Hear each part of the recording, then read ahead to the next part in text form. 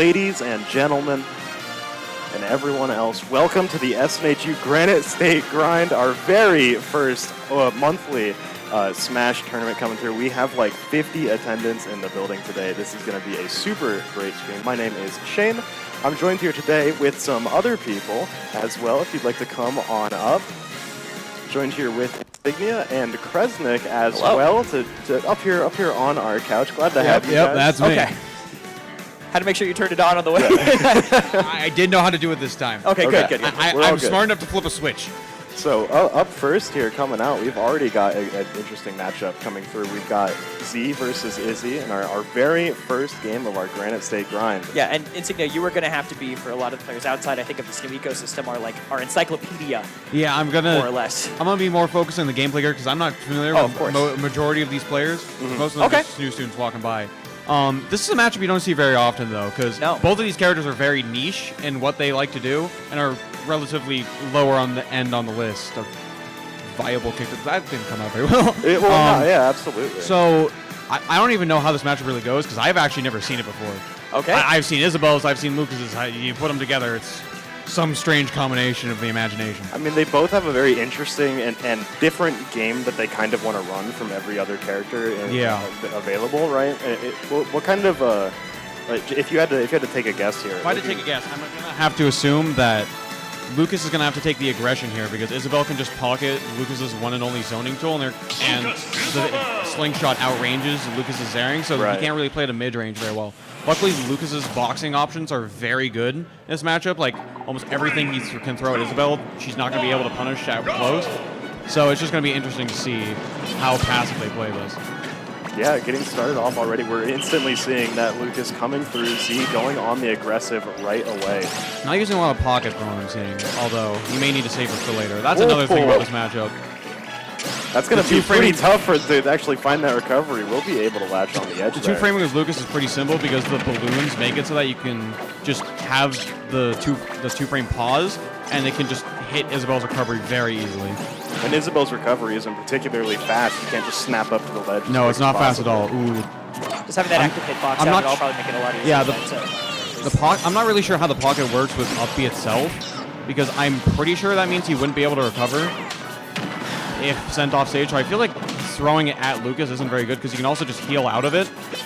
And then if Lucas is off stage, you hit him off and he can't up B. Which most Lucases usually just recover with Zera, so it's not a huge issue. That is something he has to watch out for. Alright, in this situation, that was a good opportunity to pocket, but it's just out of range. At 4, they're going to take first stock of the bracket. Well, I guess not first stock, but first stock of stream. First stock everybody else sees.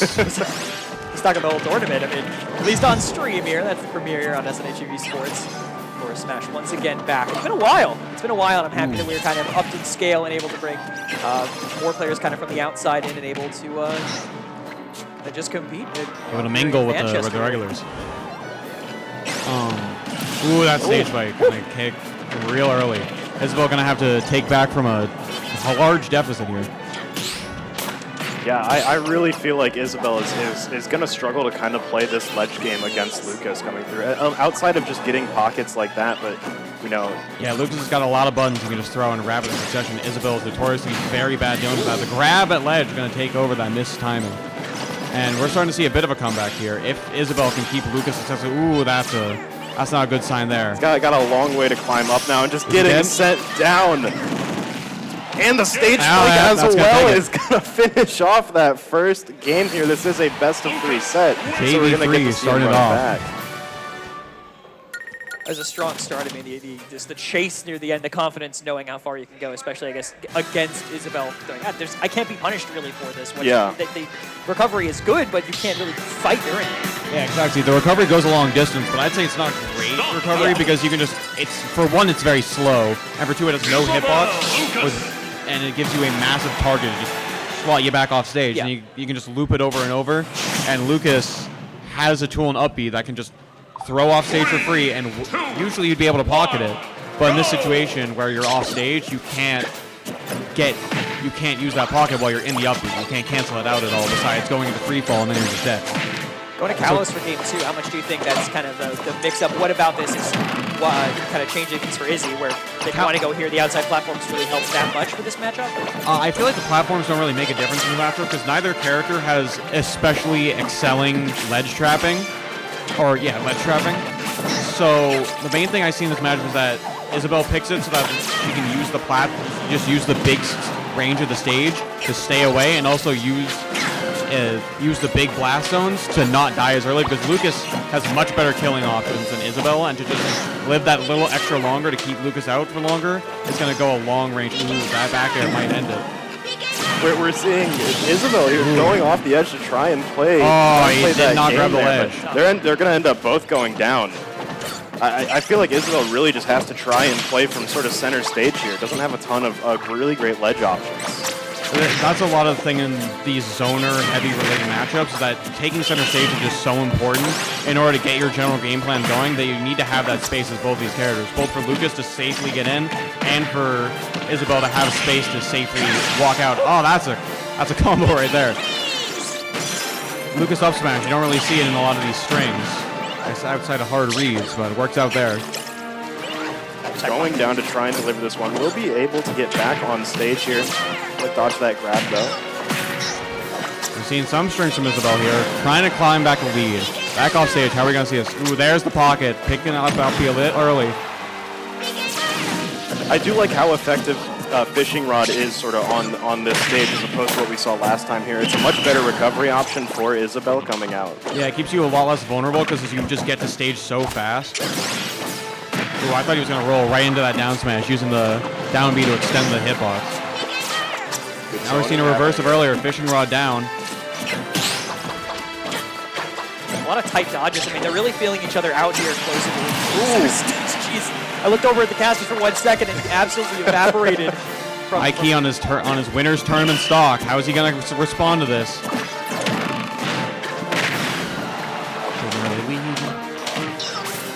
Isabel's got him off stage. One pocket might end it. Oh, that's a nasty spike right there. That's Knowing so you can just throw it off right into the aether. Isabel just really has to try and take risks like that, and the risk-reward scenario is really not skewed in her favor. Yeah. This is why Isabel's like on the bottom end. Yeah. I think I've got a set to play, so I think that's going to be it for me. Yeah. I mean, finishing up that set there, immediately starting off with a very interesting matchup.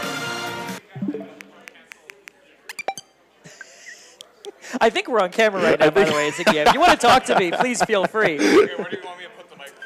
You can leave it on the chair after you turn it off. There you go.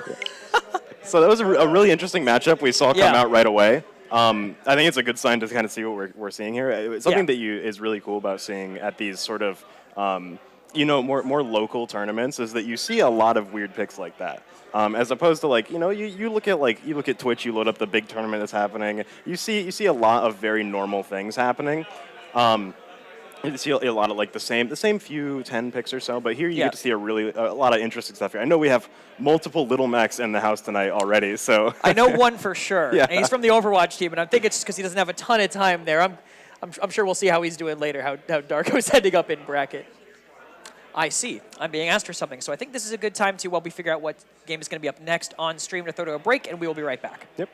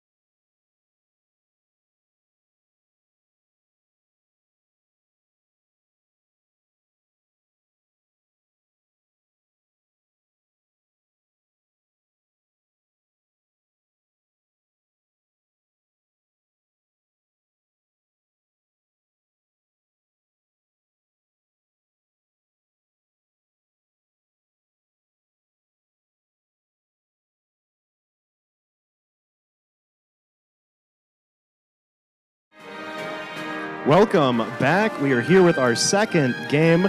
Cut things down a little bit. Now it's just you and me, but that's more than okay coming out here. I'm excited to see how this plays out exactly. Who do we have coming up next? I want to say it's Banana and Grundalingus? Yeah, Banana and Grundalingus, is that it? Okay, yeah. He's giving us a smile. He's giving us a very knowing smile. It's a good name. I think it competes with the Lean Goblin, honestly, on bracket. I hope we get the Lean Lean Goblin on stream. It's all I want. We have to catch him. We got to get a big net around him and bring him on stream. There's a little lasso there somewhere. Yeah, that's right now he's just running around. How you wrestle him up. Yeah. We'll be seeing finally what matchup we'll be having here. Toon Link on one side and Shulk on the other. No, Shulk is a character that has been put on the top of tier list since Ultimate came out and has just not had really crazy results. I mean, like in high level tournaments, obviously. Yeah, he's interesting. He's interesting because of his buffs. He's a character that's on a timer constant. Yes. So when he's good, if you in organized play, you'll see a lot of people play around just timing his buffs out, and that's exactly what he doesn't want to happen, right? So it's really about trying to put your opponent where they can't really. You have to just be constantly applying pressure with Shulk, and some characters like Toon Link especially, who is a really good zoner and is going to be able to put a lot of utility out onto the field. It might be able to actually have a good chance of zoning out Shulk here, but we're seeing right away that is not the case. He gets taken out. What a way to start things off. I was going to say, like, it's probably why he started with speed and why he's jumping back over to speed to be able to get in through the wall of projectiles that Toon Link wants to be putting up here as he avoids Nev Smash on the side of the stage. Potential setup there, not swapping him out to follow anything up there, holding on to those till he knows that the kill will be confirmed. But up B gets him back and stuck in the corner. The Lean Goblin is still in the game, by the way. Just heard an announcement for a Lean Goblin. That's good. Game. I'm glad he made it through.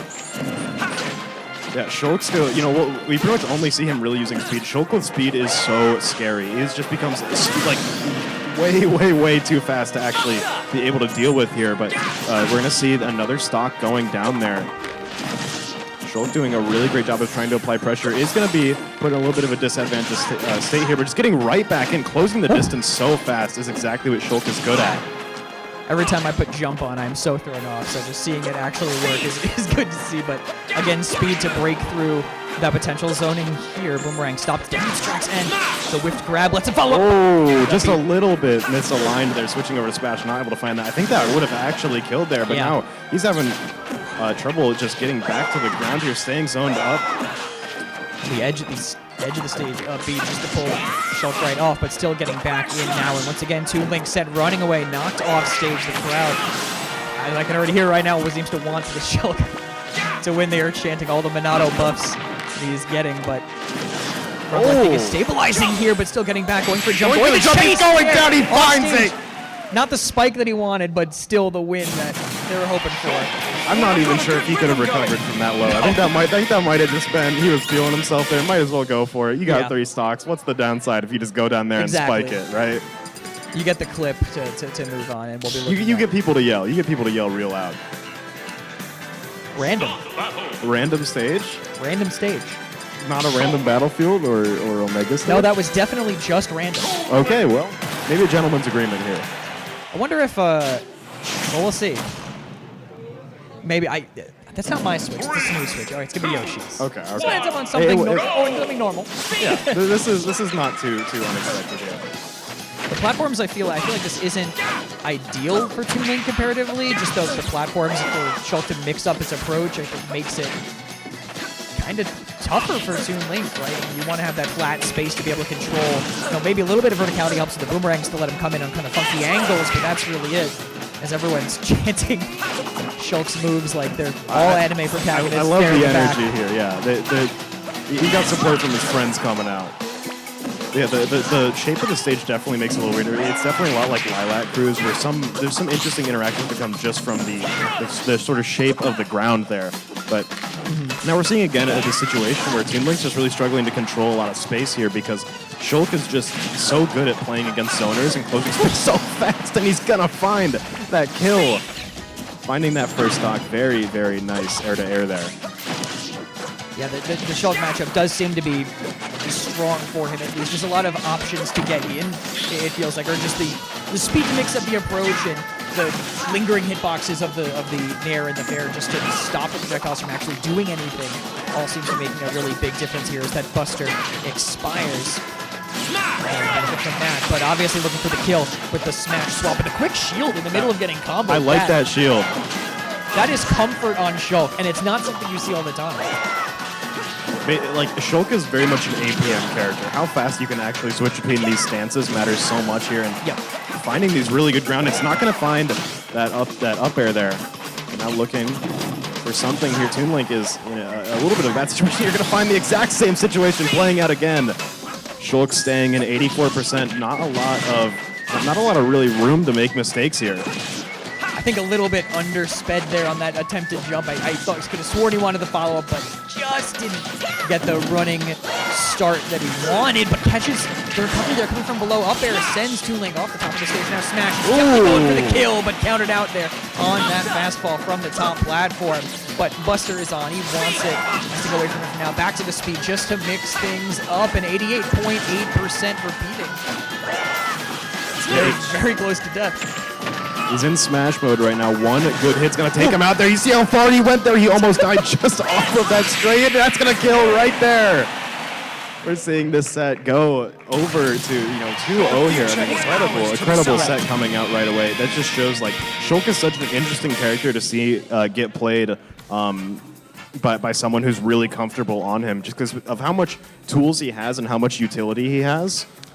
Yeah, I'm sorry. I'm so distracted because I've never noticed how weird Lifeless, Shulk's face his looks. face is, yeah, like a Ken doll. It's creepy, right? Yeah. I don't think he looked like that in Smash 4. No. I remember him looking better, but when the extra Fire Emblem characters were added to the game, they had to take some soul away from one JRPG protagonist to give it to the others. He's kind of getting like war flashbacks right now. Is what it looks like. That is a 1,000-yard stare he's on seen that some Shulk. stuff, and it's not pretty. It's a little scary. It's a little scary. I don't want to look at that anymore, to be completely honest with you. No, but it is actually going to be stuck up there, and no one now we're just crazy because no one on the broadcast can see it. It's the camera's back on us. Yeah, they're looking right at us. They're looking at us, and we are staring at Shulk's dead eyes. I can't look away. I know. It's actually the production's going to be throwing us hand signals, and we're going to have no idea what's going on outside. Yeah, I'm looking right over production. I don't like that at all. I want to get bracket updates because the bracket's actually being updated literally right next to the camera. Yeah. But I don't think there's any way I can reasonably get it. There's no. Our cameraman is leaning over to look. Duffy is playing on setup number 1, which is going to be interesting. That is the coach of SNHU Smash, and that's going to be on stream up next. I haven't seen male play before, but I know Duffy's a Yoshi player. I know Duffy has performed very well at tournaments in New Hampshire. One of the things I'm most excited about for Granite State Grind is getting the opportunity to actually cover some of our Smash team here on the Twitch channel. It's such a huge opportunity, not only for everyone else here who's not a part of our collegiate Smash team, to just get involved on the scene and get to play, maybe get their foot in the door, be like, hey, if you're not part of the Smash team and you place high in this tournament, that's pretty good for you if you want to get on there. Oh, right? Yeah, for sure. But absolutely, for like our Smash team. If you beat Duffy, you're actually automatically on. Yeah, you become the coach. You become the coach. You lose the rest of your name and your email. Yeah. It's immediately staff.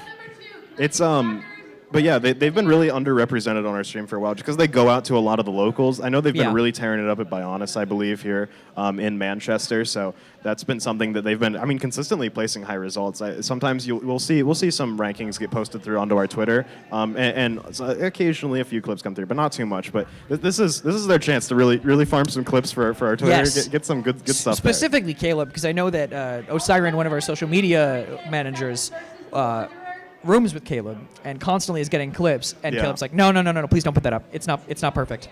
Right. It's not perfect.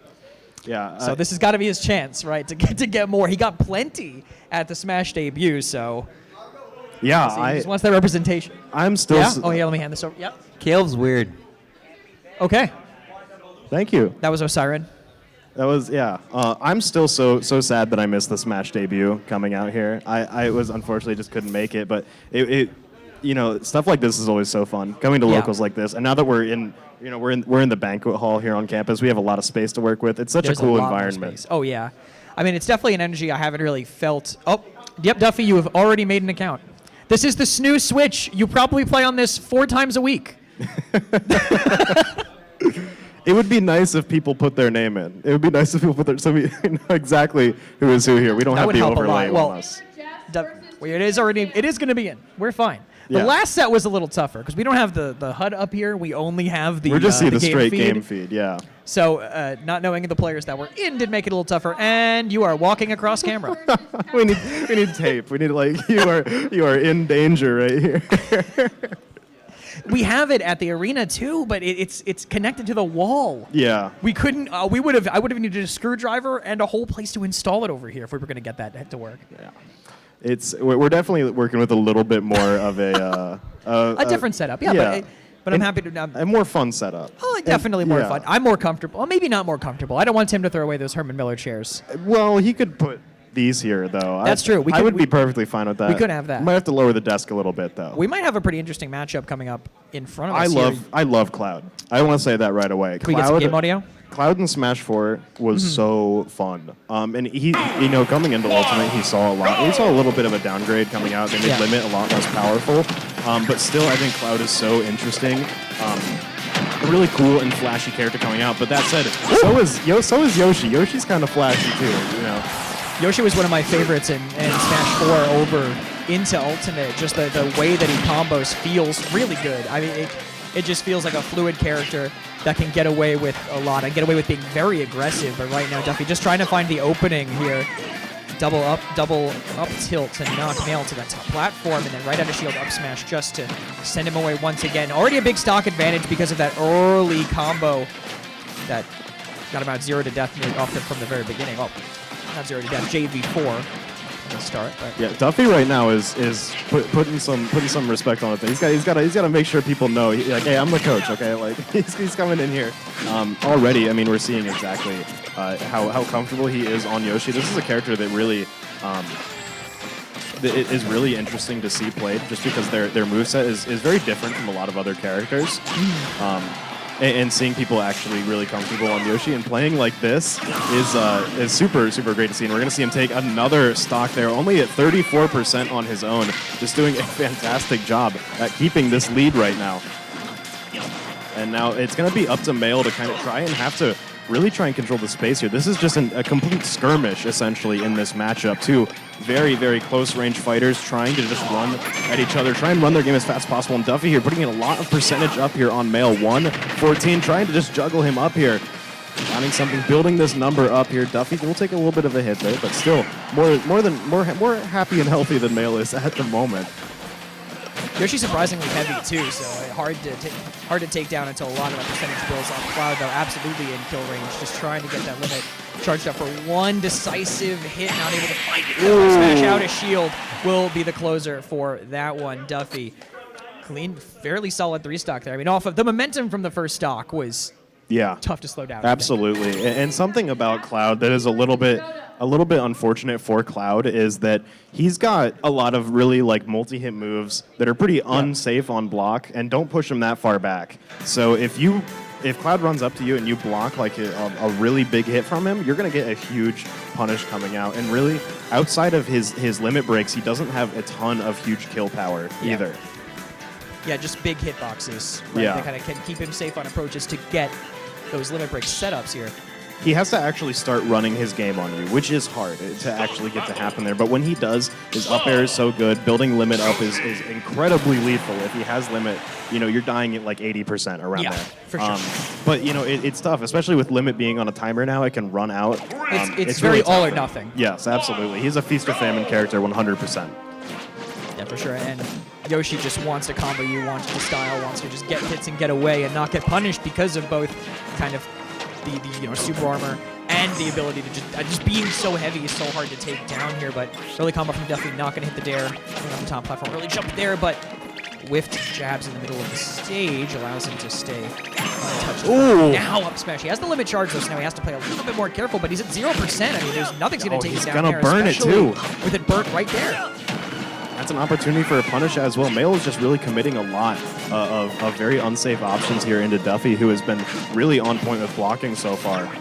So this is another great hit, launching him up into the air. Mail's in a little bit of a tough situation now, especially being on these platforms. Will find himself back on the ground here. Will be able to get his first hit on Duffy. Finding some percentage there, but that might actually kill. Gonna get a star KO there. 156%. Duffy clearing out that first stock here.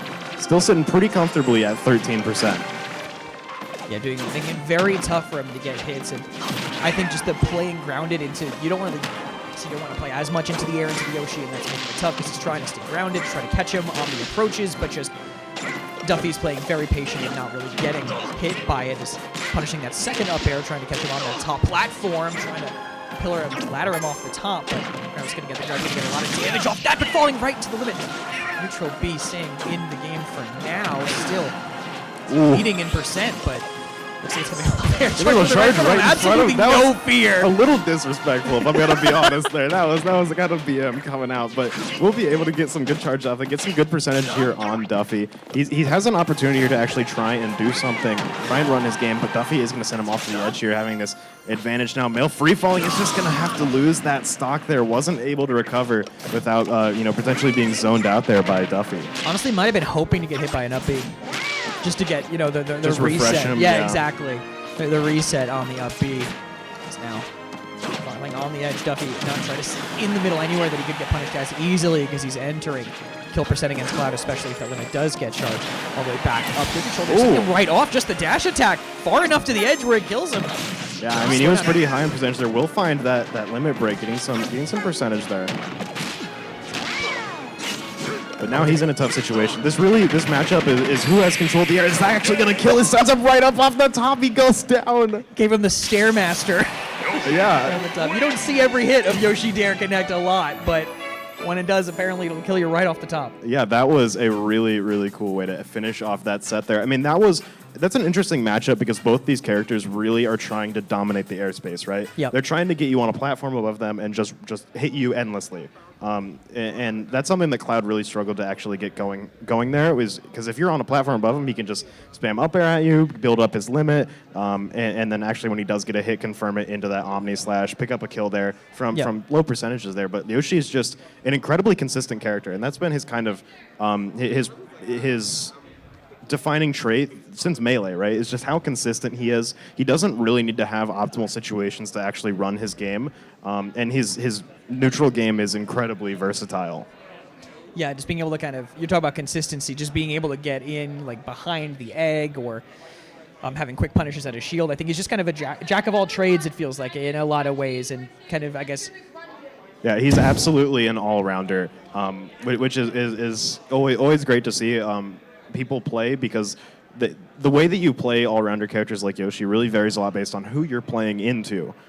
So just having mastery of the toolkit like that is a great way. I got to cut you off because I'm looking at what's getting set up the next game on stream. It's Frenchie versus Insignia. Yeah, Insignia being just up here. Frenchie is one of our Valorant players here, so exciting to see how. Actually going to be broadcast tomorrow for Valorant. Yeah, we're watching Valorant Yellow tomorrow, so that's exciting. About to be right back on stream, and now, we don't get to cover Valorant Yellow too much. I always love when they pop up on stream, and they're a lot of fun to watch. And especially, I like seeing all the bleed over from other teams. There's a lot of players here from all over campus and all over our esports program. Yeah, for sure. It's definitely nice seeing everyone kind of come out to play and just get this tournament going off the ground so more people want to come next time to enjoy the space. I'm going to go make sure that the right name is put in for the players here and that it's not Enter the Gungeon fan. Yeah. So if you want to hold it down, talk about, I think, what you think the matchup's going to be. I can't remember who Frenchie plays. Crom, right? You think he plays Crom, I believe, yeah. This is, I mean, Crom is an interesting character. He was really good at launch, just because he was really good at killing you. He was kind of like everything that's good about Roy and Marth, but he has some of Ike's kill power, to say, and that's kind of been his defining trait. He fell off a little bit after launch. Yeah. But it's always cool to see. I think we have more than one Crom player in here. I think Dargo also, I think he might play Crom as well alongside Little Mac. Who? I actually could not hear the name. Dargo, I think. Dargo is a Little Mac player. I know he is a Little Mac main. there is another Crom player in the room. I think he just happens exactly. to. It might be Prince for all we know, but we are going in potentially. Doesn't look Prince. Does not look like hand warmers here as they're going right in. It's Frenchie versus Insignia. Insignia on the Bowser. Wait, good damage already. Just getting solid reads on every approach Frenchie wants to do. Frenchie used to play a lot more Smash than he does Valorant, so we'll see how that is holding out for him. But Bowser just playing that grappler archetype. Grabbing Frenchie on every attempted approach, 7% to 109. But finally finding an opening, carrying Bowser off. Bowser is so heavy, he's gonna take him right out with him. It doesn't matter what his health is. He cashed out there. He was like, I don't care. You're at 10%. I'm taking you down with me, and he's gonna. That's a really interesting way to set things back to neutral here. I'm so happy we're seeing a super heavy on camera too, by the way. He's going forward again. He got reset there. He got saved by him coming back up, and actually it hits him on the way right through the ledge, gets him another chance to approach, and this is a much closer stock already. Yeah, I mean, Frenchie here is looking to run a completely all or nothing game. Like, he is trying to bring this down to a one-on-one stock matchup so fast. Fortunately, Insignia has the exact same tools to try and do this too. He can absolutely just suicide bomb him right off the edge here. But he's going to be able to build up a ton of percentage just off of these grabs. Going for this as again, we're just seeing grabs into upbees, into grabs, into upbees. He is staying alive there. Good DI will keep him here. Oh, that was a good That's experience. There. That's experience on Chrom to get you back, but still caught on the way back in by that fair holding right over the edge on the attempted roll, and again just getting grabbed. Chrom's range is closer compared to like a Martha Lucina needs to be getting into that danger zone to actually get some of these hits going. Frenchie has to be extremely careful here. Actually, just that taking him out too, but a really nice opening to find that hit there. But also, you got to be really careful when someone like Chrom or Bowser is ahead of a stock. Because they're able to just, they have these, I'm gonna suicide and I'm gonna take you with me, right?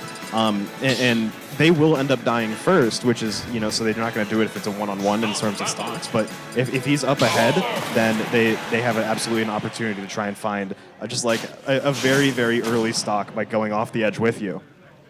Yeah, if you think that'll mess with the mental of someone else, like just twist the momentum, it's a great way to play it to get that early advantage here. But Frenchie trying to start aggressive up B out of shield it's a bit of an answer, and once again, already 32% stacked up in 10 seconds. But I feel like Frenchie just needs to find a way to get around, needs to figure out how to not get grabbed on the approach, because you'd think that Bowser, any super heavy, tends to be combo food for sort of characters that want to play like this, but he just cannot get in through the defensive wall of grabs that Insignia is putting up. Oh, that was real bad there. That up B left him pretty open, was able to find an early stock there. But yeah, absolutely. What Frenchie, this is his win condition here. So keep him in the air, find that counter too, gets the kill, resetting 0-0, 2 stocks left. That's Frenchie's win condition there. Find him, get him up in the air, force him to make these risks to get back down to the ground, and then punish him for it. That's exactly what Chrom is looking for. Frenchie has won his 2 stocks in the silliest way. I love it. Chrom side off one side, counter mid-center stage off the other. Just some interesting stuff coming out from him. And I think to actually win the set, to turn around, we'll need to see some strong fundamentals. A combo game coming out instead, but grabbed right out of that. Sent off stage control once again to Insignia. Catches some super armor from that up B, will let him get through all that fire and reclaim center stage. Just running in and again taking it back out here, but still percentage advantage for Insignia. Yeah, getting me up here on this top platform though is so important. And right now, even with this percentage being so high, the difference does not matter too much now. The next hit is pretty much going to kill whoever can land it. Next big hit, that's going to be it there. Sending Frenchie off to the side. I'm going to try and take down Insignia here. Insignia has a really good opportunity to try and find something, but will go down to himself there. Now 1-1. Once again, very, very even here. One of the closest sets we've had so far on stream today, honestly, and we'll see if it continues that 0.4% between both of them. Nice juggle, sending him off to the side there, building up a ton of percentage. Knocking up the platforms. This is where Frenchie wants to be right below him, catching him on the approach. Bowser doesn't have as many good ways to fall. Nair can sometimes get you in. Dare not as good. You can see the Nair being used by Insignia, but not so. Finding as much success. Pivot on the F smash. Not connecting there. Dodging over that as well is Frenchie. Now we're getting into a very dangerous space. Bowser does a lot of knockback. So does Chrom, though. Chrom can absolutely just tear you apart if he finds a really good opportunity here, and this is exactly it. He's going to be able to just try and juggle him here for as long as possible, but that grab could be really bad for Frenchie here. He is going to stay alive for now. Finding him there on the ledge, building up some extra percentage, trying to go for this ledge or for these platform game here, but is going to get grabbed, and that might kill. But a good DI is going to keep him alive.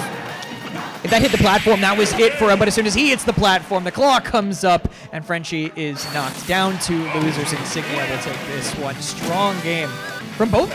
Absolutely. Frenchie had his moments. Insignia, obviously, though. Game one was felt totally in control. That was a much closer game than that 2-0 scoreline is going to actually show there. That was just really great. Seeing heavyweights played like this is really great. So. Especially a matchup like this, super fun to watch and a lot of fun to see. But we're going to throw it to a quick break while we get ready for our next few sets coming up. We'll be back in just a few minutes. Stay tuned.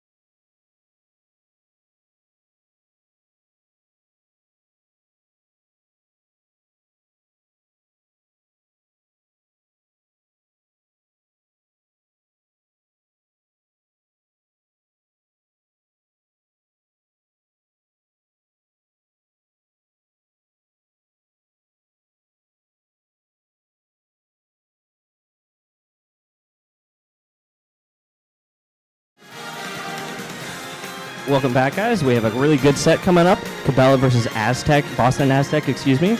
Cabela is number 1 in the state right now, and he's really good at Rob. I don't know what you have to say here, first. He's also the coach for the SNHU team right now, where we are, taking up this great venue today. I've seen Boston Aztec come out to a couple of helixes before, and he's not doing so bad himself, so I have high hopes for him in taking on Cabela today. Yeah, I mean, the way you beat Rob is being very patient and passive, and Go Ninja is really big and keen on that in terms of its playstyle, so I feel like Boston has a good shot at throwing Cabela for a good time. Yeah, I think he's just going to need to watch out for a lot of Cabela's ledge traps with gyro there. He's pretty good at catching those with up smash on the rolls. Yep, the gyro's definitely going to carry a lot. It's a negative disjoint, which means that the hitbox is bigger than it. It's going to be hard for him to deal with. All right, yeah, see, he's already firing the Already gyro being off just to aggressive. start. The classic down tilt? Yeah, trying to get the down tilt going to start. All right. Cabela's already just trying to camp him out a little bit, trying to get the gyro up and charge up laser a little bit on him. And Aztec's making a good way in right there with his F-tilt. Yeah, I mean, he's being a lot more aggressive than I typically see the ninjas do, but, maybe it might pay off in a little bit. He's definitely weaving in and out quite well. Slippy little character. Yeah, he's kind of trying to find his way back in right now, but Cabela's not going to make it too easy for him. But that up B back to the center of the stage was a really good move by him to get past him. Well, if you also really notice, Cabela's really just not letting Aztec's aggression pay off. He's willing to reset if he doesn't feel like there's anything worthwhile. Yeah. I mean, you saw him throw that gyro up, and he's trying to keep his distance from him, but still get confirms off of everything as long as he can. Right, there it is, first stock on the board. Do the down tilt, do it. Oh, nice grab by Aztec there. Yeah, he tried to get him already with that down air. It's such a low percent. I'm not sure if it would have killed, but that confirm is going to Not quite enough to kill Rob. He's a heavyweight and big, as we all say. Yeah, exactly. He's already trying to go for some gyro combos there at low percent, maybe even for a 0 to death, but Aztec's got that substitute coming in. Nice awareness from Cabela there, waiting for the counter to go off. Yeah. And he's going all the way. And look at all this fuel. Cabela can make it back from anywhere, and I know for first-hand experience. Yeah.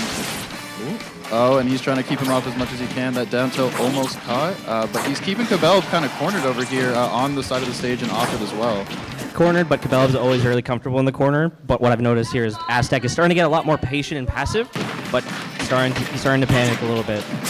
Yep, I agree. I think we saw those down tilts in the corner and he was panicking, not sure how to get out for a moment, but he's there now, back in his advantage state on stage.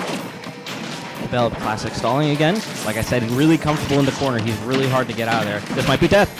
Yeah, I thought he was going for F smash. Yeah, I was waiting for an angle down F smash there to try and take it, but this gyro is really doing work for him right now. Cabela showing that he knows his gyro setups. All of that was a real setup. Yeah. Gyro is really helping him out in this matchup so far, just keeping him away, and like I said before, just confirming off of it as well. Reflector coming in for the kill. Oh, wow. All the way off stage, too. But I think Cabela's sitting in a pretty good spot right now to take this first game. But, I'm not going to count Aztec out just yet. He's been pretty good about getting himself back in advantage against Cabela, so...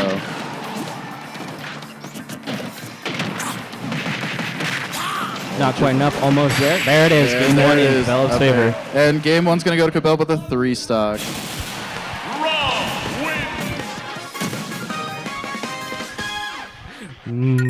Chips.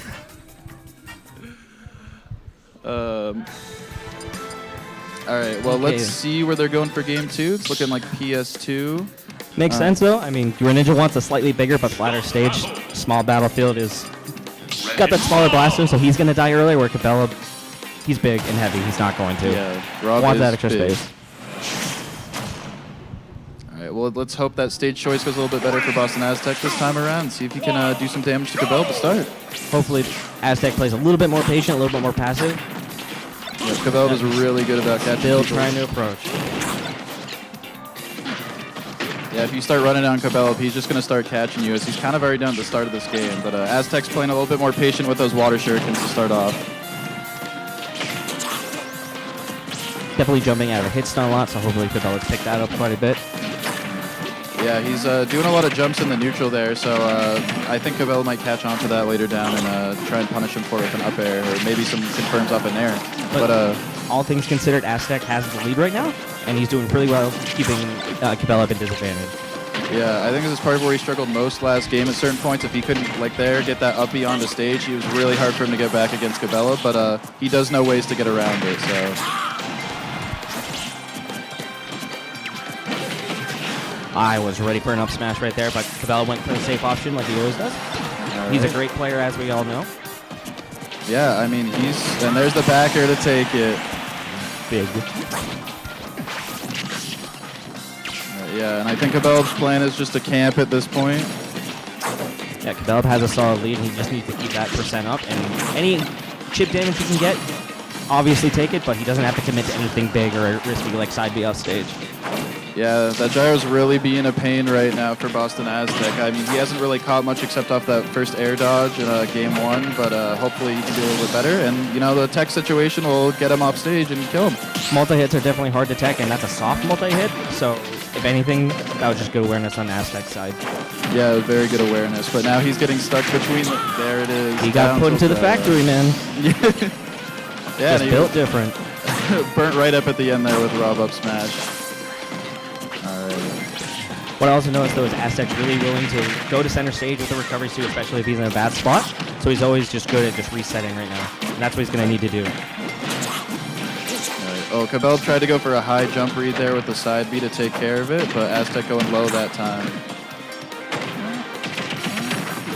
Well, let's be real. That would have been hilarious. Yeah, for sure. But right now, they're both just trying to get advantage over the other. And I feel like the way Cabela plays Rob, he's almost never at disadvantage because he comes back to stage and he can sit there on ledge and just charge gyro. He's coming back. Oh, yeah, he's Rob. He's doing his little dance in the air. Yeah, he's just playing around with gyro right now, trying to get one hit off of him, and that'll be it. Yeah, he knew it was coming that time. No punish. Not ready for the roll, and that's what all Robs want. It's interesting. I'm usually waiting for an up smash at roll distance from ledge from Cabela, but I think this will probably be it. Oh, no, just getting information for the next setup there. He's at percent where it's pretty much guaranteed next time. Yeah. Really good with reactions right there. He's pretty much just getting chip at this point. Really, anything will kill him. Yep. This is going to be it. Oh, no, F throw. Or up throw for that matter. Yeah. Oh, he wanted it so bad. So close. He's trying to get the clip. That's all that. Oh my God, he's just trying to mix him at this point, and there's the back throw. That's gonna be it. All right, and 2-0 in favor of Cabela. Like I right. said, you have to be patient and passive. Aztec was really good at bouncing back and forth, but Cabela, is really just good at picking you apart if you start playing aggressive. Yeah, exactly. You got to play patient against him, and he's going to try and play patient against you. It's a war of attrition at that point. He has a game to play. Don't mind me. You could ask them. They would definitely know what setup you're on. Well, what a game, huh? What a game, and unfortunately, my tried and true partner is going off to his own match. Tried and true? Yeah, dude, I've been coaching him. I didn't know I was stepping in the middle of something. Oh, no. He's my prodigy. I've been coaching him for a couple weeks now. You're not coaching me for anything, Raph, I swear. Son? It's always a sad day. I mean, listen, empty nest, I get it. When they finally leave, when they finally go off to school, it's a tough day. I told him one thing, and then his mind was blown up, and now he's really hard for me to beat in brackets, so I'm scared to fight him. Okay. Well, hopefully that might bode well for his set against Diner Swanky. Oh, Pinecone lost, so he's up against Diner Swanky. Okay, Diner Swanky is who Frostina is playing. Okay, that's definitely interesting. I had Pinecone in roots there. He's a good Jigglypuff and Pit player, but Frostina has experience there, so this actually might throw him for a little bit of a loop. Okay.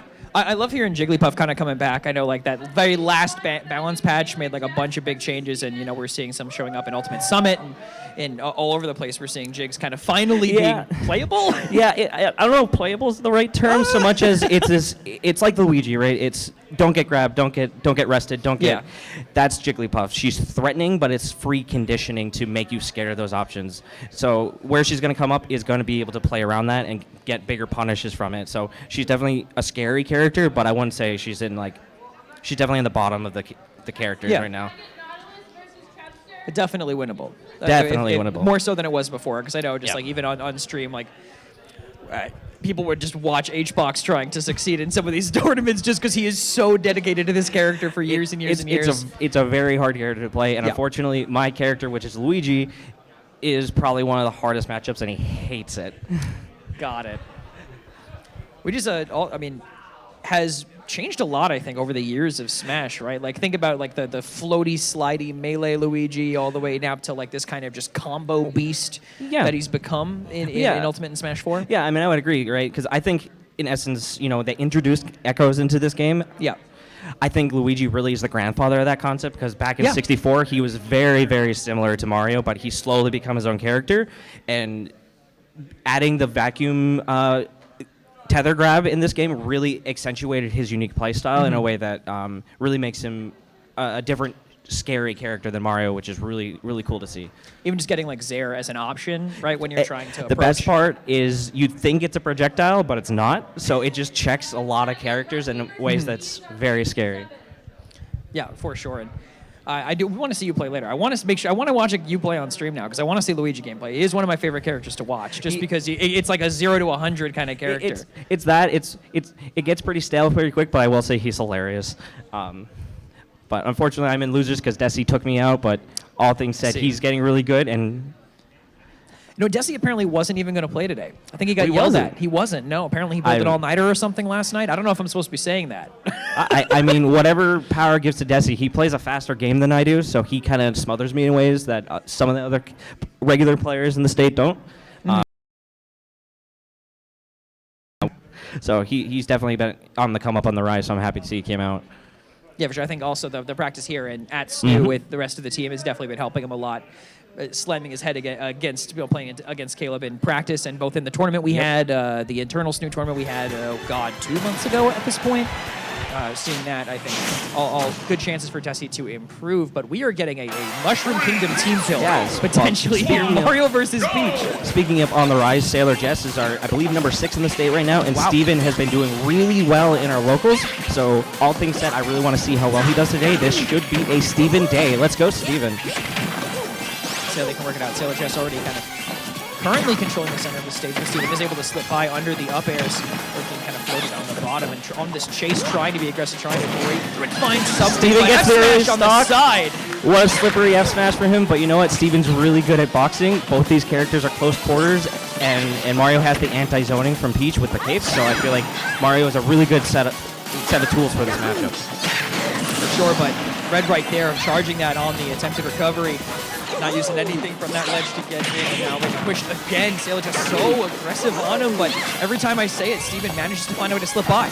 Yep. Like I said, both these characters are close quarters boxers. What was really scary there is there was a Mr. Saturn on field, which is like a 1 in 100 chance for Peach to pull something ridiculous like that. The long and short of it is if you're in shield and she throws it at you, it guarantees a shield break, which is a scary pressure tool. Yeah, so you can't wait, you can't find your opening because she'll make it if that ends up going that way. But, and again, odds of that happening, not particularly high. We're going to see a lot of very normal turnips coming out. Really good job on Steven saving his jump for that exchange. Fortunately, she takes it back with the same way she killed him first stock, so he just needs to be aware of that roll-in.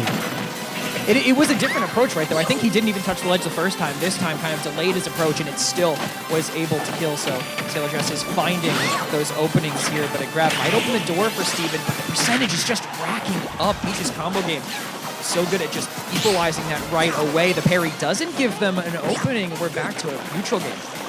Exactly. And the thing about turnips too is the bases determine how much damage it does per hit. So Peach is really scary and really ninja-like when it comes to dealing a lot of strong damage out of nowhere.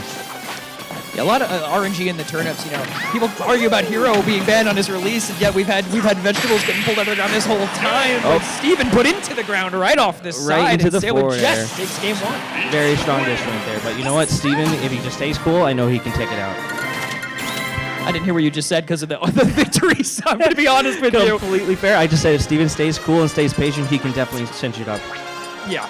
It's not all about not getting messed up, especially in a set that's so quick. Like a BO5, you have time to kind of like, you can have a game where your mental's shattered and then you get it back right away, right? But BO3 is so quick. I did not realize this was best of 5 territory. It's not. No, I'm giving it as an example. Like, as a best of 5, you have time, right? But best of 3, like this, you have to be on it the whole time. I would say on it the whole time. Typically, you should want game 1 to be the figuring out the opponent. So at this point, you know, it's really going to come down to who adapted first and who adapted the most.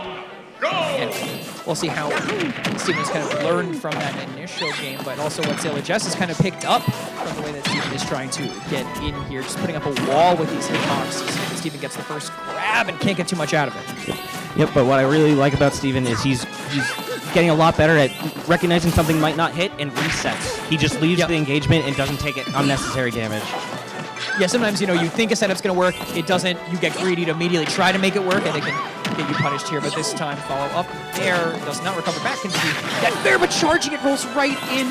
Those up smashes have been hitting, I feel like it's like at least a 70% hit rate right now on those. Probably, I mean, Jess has a roll read on command at this point, and Steven needs to be very conscious of what he does. He likes to roll and grab a lot, so that's going to pay off really big for Jess in the future if he keeps going for it.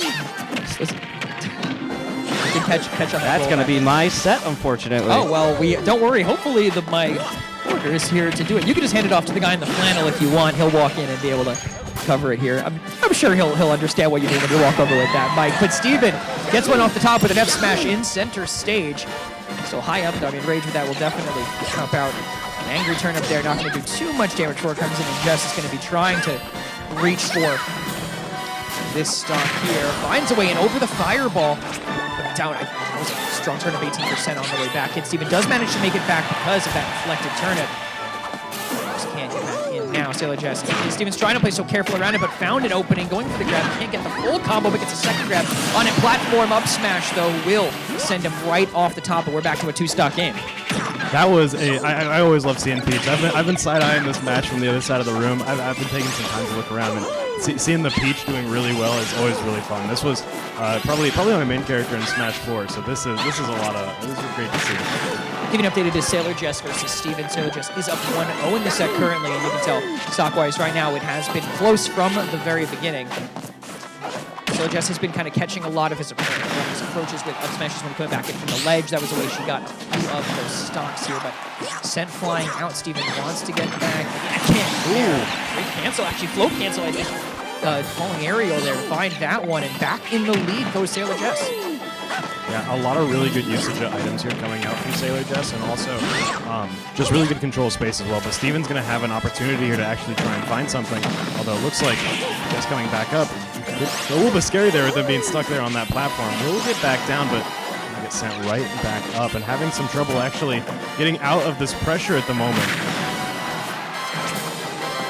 We'll be able to make it back in right into that up smash on the edge once again. Eyes closed on this next could do some damage though. Now in the hands of Steven doesn't end up mattering there, and he's got to be so careful. He has rage now, so a strong hit will just kill here. But then get an entire full stock, but getting greedy. Going for that fair off stage, and that will be the set. You always hate to see that. You hate to see the just trying to go for it, but trying to send it. I mean, sometimes you gotta have them go for the morale boost stock, right? You get the morale boost pick. Yeah, I mean, especially in a situation like that where you do have like you're on your last stock at 100%. They have 2 stocks left at 100%. You have to take risks like that. Even if he hit that fair, was he living? That's yeah, exactly. It's a little bit. It's always a risky play to try and do that, but you have to take risks, especially in situations like that where you get behind. And that's something that Peach is really good at. If she's able to get control of the actual game, then she can apply so much pressure so consistently, and really has a lot of great options to convert into longer combos with her items.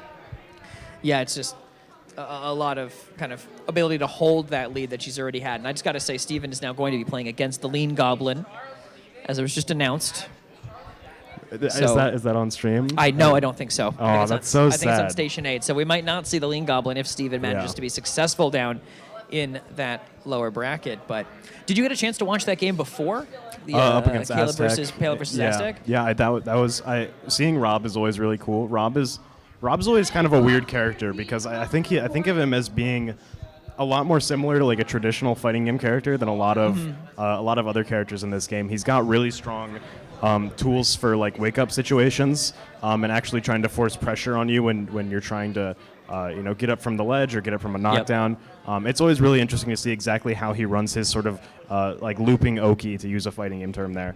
I know I do see you on Discord playing a fighting game like 80% of the time. All the time. So I know that you definitely have that lingo there for sure.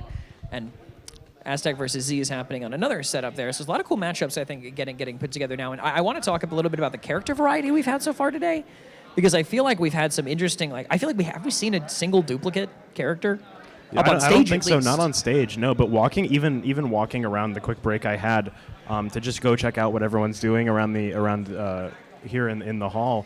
A lot of really interesting picks coming out. Seeing some, like Robins, Dark Pits, Byleths, things like that. Always really cool matchups to see going on. Seeing also just like weird picks like. Minecraft Steve, obviously, we saw him a little bit before we actually went live up here on the big screen, but always seeing exactly how he plays based on the player is really interesting to see, because he has such a versatile kit, and he's a really unorthodox and weird character, so what it looks like to play him is going to be different for everyone. Yeah, it's definitely, you can kind of get your own style with that. You can get your own style with most characters, but I think Steve in particular, you can really get a set up. And we're talking about diversity. I just saw a game over screen with a Game & Watch beating a Little Mac on one side. I saw Robin versus Diddy Kong over there. So again, like you were saying, a lot of variety, and means a lot of choices for the match that we have coming up next. So we'll see who will be up next on the stream setup. Until then, just so we don't sit here and talk about every single character in the Smash Brothers roster for the next 30 minutes, we'll take a break and we'll be right back with more action.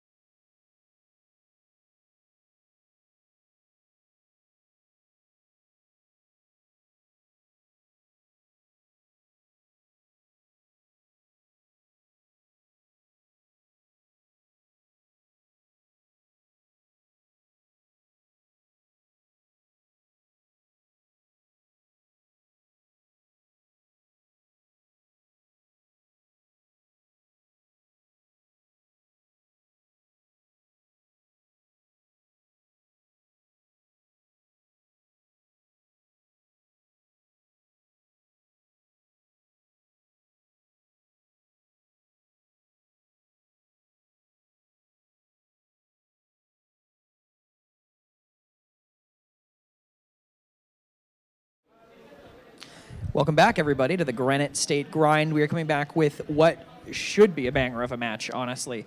Up ahead, we have Desi versus Kuma. Kuma, as I was just history lessoned by some of our other players here, previously very uncontested #1 player in the area. And Desi, we know, up and coming player playing for SNHU, has played multiple games for SNHU, but now kind of focusing, honing in on Smash in particular.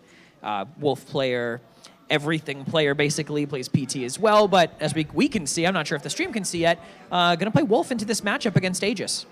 Yeah, this is, we're getting closer to the end of the bracket now, and so we're getting into these matches where we're seeing really, really good players go up against each other. I believe this is our last losers bracket match before we go into top 8. Yep.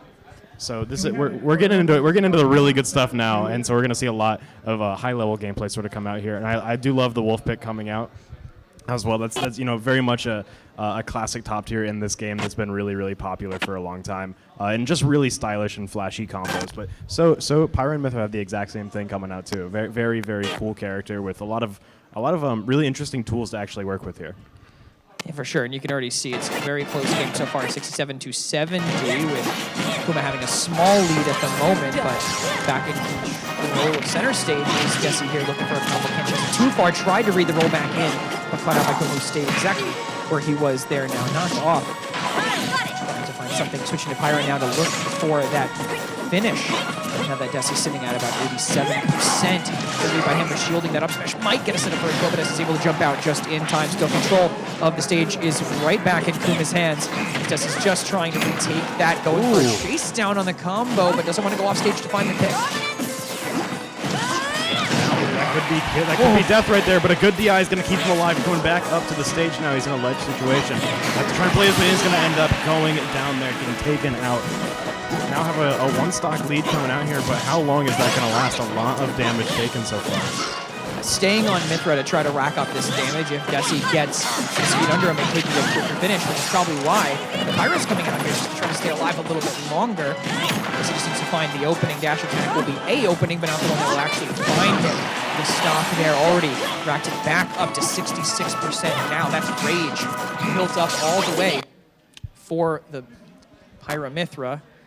Send off though, F smash by the edge is able to hang on again, make it back onto the stage, switching to Pyro, looking for that pick. Desi though is able to get the grab, and the DI is just too good from Kuma. 185% still living from that throw. Incredible DI coming out there. Just on the brink of death right now. Everything we see here is pretty much extra credit at the moment. He is, by all means, should absolutely be dead by this point, but is still continuing to get a lot of percentage here. Won't be able to get back to the stage, will end up going down, but Desi's already taken 75% on this stock here. Kuma's coming into this with a huge advantage. Yeah, the side B just barely not reaching, and Desi is able to stay alive there. Near the edge, but caught on the side B recovery. Unreal from Kuma, who's managing to get 2 stocks up now. No percent on either of them. Desi needs to have 2 very solid stocks in a row to be able to win this one out here. Does avoid the follow-up from that Mythra up B, but Kuma still manages to get back in on the combo here. Center stage goes into Desi's hands, but sent right off on a little overextension. Yeah, Desi has a lot of ground to try and cover here. Coming through here, is able to get some damage coming out. He's in a little bit of a tough position on his last stock, and that might actually kill, finding him going off the top of the screen there. This first game here is going to go to Kuma now 1-0. It's very, very close there. Desi just unfortunately getting stuffed out a little bit on that second stock. Wasn't able to get too much value out of it, and didn't have a lot of material to work with coming into that set. So now looking here, we're interested to see if we see any character changes or anything like that. That was a very interesting matchup between these characters. We're going to stick on these. But it looks like an issue is a little bit here that Wolf is struggling to keep up a lot of pressure against Pyra and Mythra. They are able to keep you sort of locked down and blocking for quite a long time. So it's definitely an interesting situation to see exactly how much pressure they can put out here. And I'd like to welcome Jargo coming up here from the Overwatch team. Hello, welcome. Hey, how's it going? Thanks for joining me up here. We have a really good set going on right now. Yeah, I was watching from the sideline, seeing Desi lose. I thought it was impossible. Desi, unfortunately, just coming up a little bit short on that last match. Kuma able to find a lot there, but now as we come out, that's a lot of damage going out right away. Oh my, yeah. Is like him. I dig him. Yeah, Pyro and Myth are able to just put out so much damage so fast, and Desi's struggling a little bit with that, struggling to actually find the angles he really needs to try and hit with Wolf. Oh, that's around the sweet spot there. They'd have to get knocked back there, but he is on death's edge right now, staying alive, but definitely in a very bad position right now. Is able to get back on stage, but still just being forced to block a lot of the time. Yeah, I don't know what to say. I'm just in awe in this, sitting at this commentator chair, watching the big screen. This is a sight to see. It's very cool. Like I said, we're getting up close to the end of the bracket, so this is when the spectating gets really fun. When you get to see a lot of really high level play like this. Before coming up here, I played a few rounds, lost. I'm the legendary Little Mac, the one of 2 Little Mac players at this tournament that I know they were roasting before. Well, you know what? Little Mac is the best. Stand by it. But I was watching there were a lot of really good games going on, and on stream there's just been nothing but greatness. Yeah, and coming up here, I mean, as Prez was saying before, you know, we have not seen, actually found a star KO. They're taking out Desi 3-1 now in these stocks. Are we gonna see a 3-stock? It is possible here, but I mean, Kuma doesn't have a ton of health to really work with. That does find that slow. Looking for something here, does get the grab. Just right now, Kuma has been getting so much value out of every single stock, this set and last set. Like I said, this is extra credit at the moment. Yeah, absolutely. And he's continuing to stay alive here. Desi is not finding these kill hits he really needs to get on this ledge. Wasn't able to snap to the ledge on that up B, but ended up going down there. Desi trying to move some space forward again. But he's 64% on his last stock. So it's going to be an uphill battle coming out.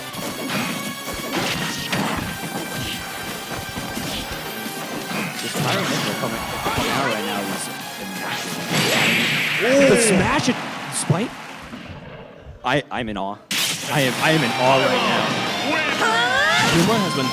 Kuma played really well around the ledges there. I mean, that's something that Pyro and Myth is really strong at, is just being able to play around those ledges, being able to just consistently, like the up B to go up, snap back to the ledge, just consistently stay in this sort of weird state. And also just when you're in that advantage situation with Pyro and Mythra, it is very, very good for you. I mean, you're a sword character. Going off the stage is easy for you, and you also have a lot of really good specials. Yeah, I just think Pyro Pyro that situation. I just think Pyro Mythra all around is a great character. I mean, you're pretty much you have an option of being extremely fast hitting, but lightweight, little counterbalance, but being able to switch in an instant to that more heavy hitting zoning character is just. Pyro Mythra is just an immaculate character. I wanted to pick her up, actually, but I've been yelled at by multiple people to stay on the Mac. I mean, I'm sure everyone wants to see you stay on the Mac here, but yeah. Pyro and Mythra, it really feels like it. Best of both worlds, right? Exactly. You have those 2 play styles that, are, being just a heavyweight feels kind of bad. Being just really fast, definitely better than being just a heavyweight, but it still feels a little awkward. But, just, again, like being able to switch at a moment's notice, perfect tool for every situation. Oh, absolutely. That kind of thing. It's a really, really cool character. Yeah, I'd love to see more Pyro Mythra coming out of these tournaments. I've seen a couple. Obviously, we just saw one on the stream. I'm excited to see what else comes up on this stream. Yeah, I mean, Kuma continuing to go forward here. We're probably going to see that. I would not be surprised to see him, staying in the tournament so far, given how that last match went. Very, very strong play. But as we get ready to go into this next match, something that we've noticed here is that we've yet to see a character repeat here on stream. There hasn't been a character repeat. I haven't been paying attention to stream. I don't think there's been one yet. So we've had a lot of character variety here, which is something that's been really cool to see. All these interesting matchups here. We are actually going to see Sailor Jess coming back up as we get started off with our top 8 here. Oh, top 8 now. Yeah, well, this is when things get a little bit exciting. We're seeing the Peach come out versus the Yoshi. We saw Duffy. Duffy made a mess up here on stream earlier. Yeah, I saw him earlier. It was a sight to behold. But at the same time, Sailor Jess is a really, really strong player who's able to control, or we saw controlling a lot of space here, but Duffy getting off very early with a lot of damage going out. Yoshi at the moment is just able to put out so much damage so fast, and these combos are so strong too. Just getting a really good situation here for himself. I didn't even see that. fair. He's already at 124. Is that going to kill? It is.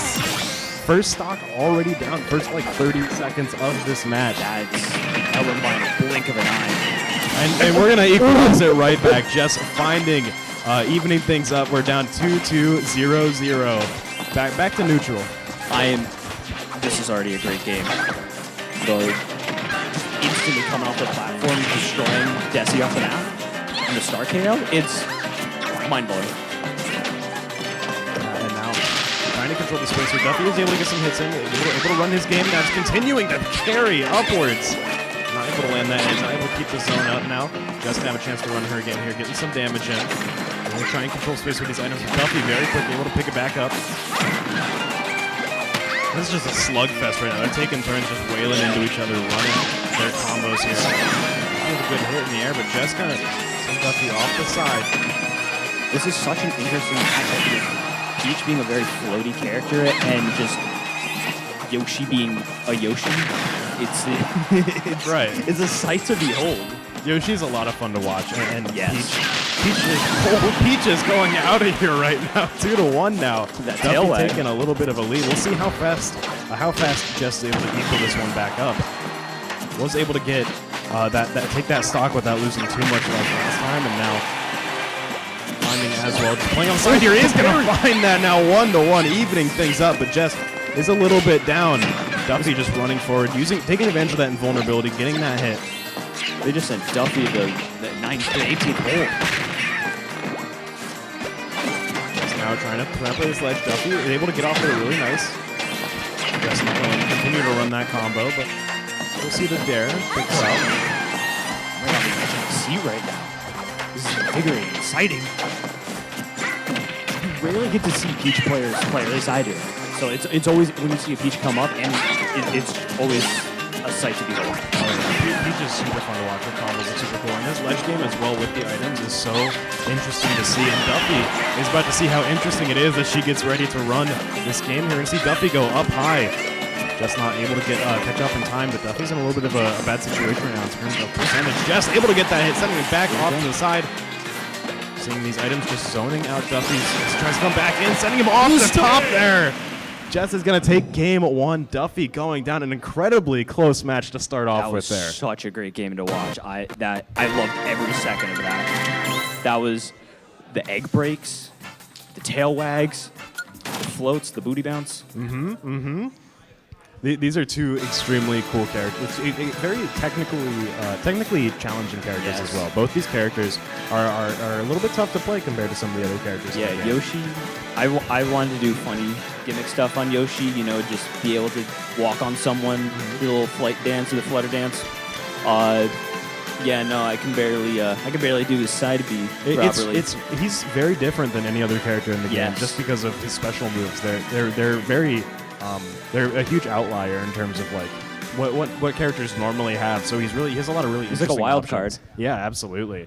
And then when it comes to Peach, she has items to work with. Yeah. Right, which is it's huge. Not many there's a few characters that have items to work think with, like Rob, Diddy, Pac-Man. Pac-Man's got some items to work with. But those characters are all very interesting because they're able to really play around their items very well. And Peach has really good items. Yeah, too. any character that like can summon an item, I think is just insane. Like going back to Pac-Man, like he has like how many items? Like 7? All I know is Bell, Key, Apple, Cherry. There's 5, I think. I want to say there's 5. 5. I'm not sure. sure. You know, let's meet in the middle and call 6. Yeah, we'll compromise. Ooh, yeah, Pac-Man now has 6 items. And if anybody says he has 7 items, no, he doesn't. Yeah, that's just 6 wrong. items. I know one of his items you can like reflect a projectile with it. Yeah, and he's got a lot of really cool utility to work with there. But another thing that Peach also has is those float combos. Just a completely unique movement tool that no other character has. So it's, again, she's also very different than the rest of the cast here. Has a lot of really cool conversions in the combos there. Already finding a lot of percentage on Duffy here. I'm noticing as we start to move up into the bracket now, getting into top 8, we're seeing matches become a lot more lethal here as Duffy goes off the top of the screen. We're seeing players that know how to finish off rounds now. Yeah, and I'm even really starting to see players that can instantly get someone from 0 to like 70 or 60 in like 15, 20 seconds? Yeah. That's nuts. Yeah, these matches are volatile at the moment here. And Jess already, is coming up fast on equalizing this here. About to lap Duffy in terms of percentage. He sends him up high. Jess getting sent off the ledge here, but not gonna be able to actually get back on. They're gonna float. Just trying to get back up now. That hit? That didn't stage spike, I think, is the bigger thing. With Duffy coming off to the side here. He's taking some damage and he's going to go down too. That's another stock down. We're still, now that we're in top 8, this is a best of 5 situation. So this is best of 5. So this is not really stock point yet for Duffy. He's still got some extra room to work with here, but things are looking great.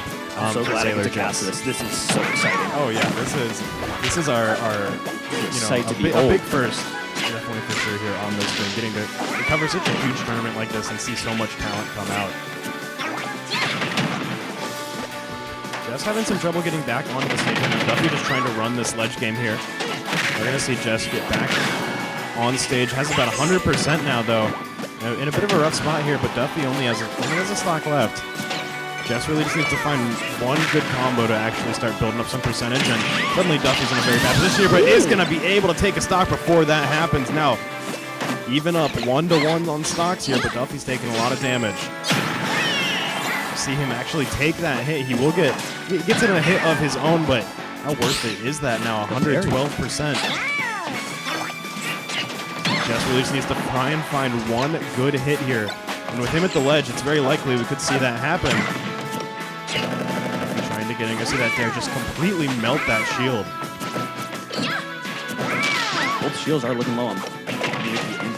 Yeah, Duffy's not going to be able to fully block that there without being afraid of that egg breaking. Just coming down. Going to be able to get Duffy up in the air, trying to send some turnips up, trying to zone him out. Duffy with so much air control. Able to avoid it, but just going for the hit is going to find Duffy getting sent off the side here. We're now 2-0. Sailor Jess. I think we might be done. Are we done here? I think this. I'm not sure. I thought this was best of 5. Yeah, I too thought this was But best of 5. I think it looks like we are done this set going to Sailor Jess here again. Really. I was excited to see round 3. Yeah. I was excited to see what both would have done. I mean, I'm always just kind of sitting up here wishing to see more matches, right? But a really close match coming out there. Really clean play from both players. Absolutely. And again, like, we're getting to the point where players know, like, players are really comfortable on their characters. Players are really good at, comboing, at finding these openings, at really being able to convert these stray hits into a lot of damage and actually be able to try and close out these rounds, which is what we're seeing. Something that Jess is clearly very talented at seeing come out. Yeah, and at the end there, both players just having so much control and being able to like keep the distance from each other and still be able to recover. It was like I said, it was a sight to behold. Yeah, really fun to see. And speaking of really fun to see, I see Frenchie coming right up there. So I don't think we are in top 8 yet. I'm not sure. Are we? But Frenchie was playing Crom earlier. Ooh. Yeah, so that was a really fun match to watch as well. Oh yeah, I saw it. He played against a Bowser, didn't he? And he like took him with him. Took the Bowser with him of the side. Yeah. He was doing a lot of really just all in. Really a lot of all-in moves, and really taking advantage of the fact that he can just drag you down with no matter how much percentage you have, which is always really fun. It's really volatile matchup. I think another one I saw that caught a lot of players by surprise was he was down low, like really low. Like everyone thought he was gonna die, but he up special slides up the environment and is able to catch grab. Yeah. And I thought, I was like, the sword's gonna take him down. Yeah. And I'm just like, everyone's like, how did he do that? That's nuts, that's insane. I mean, something that's really scary about, the matchup we saw with Frenchie was Crom into Bowser, and that's both two matchups that are like, if they're low on health or if they have a lot of percentage, be scared because Yeah. they will just grab you and jump off the edge. Exactly, yeah. Pokemon trainer coming out here. Okay. This I had I'm heard that excited. I had heard there was a Pokemon trainer making the rounds. That was around here. Desi, though. I'm not That's sure. what I heard. That's what rumor had it for me. Well, interesting to see nonetheless. Pokemon Trainer is a very interesting character, and another character that's a lot like Pyra and Mythra, where you just have you have a lot of tools at your disposal to really make use of.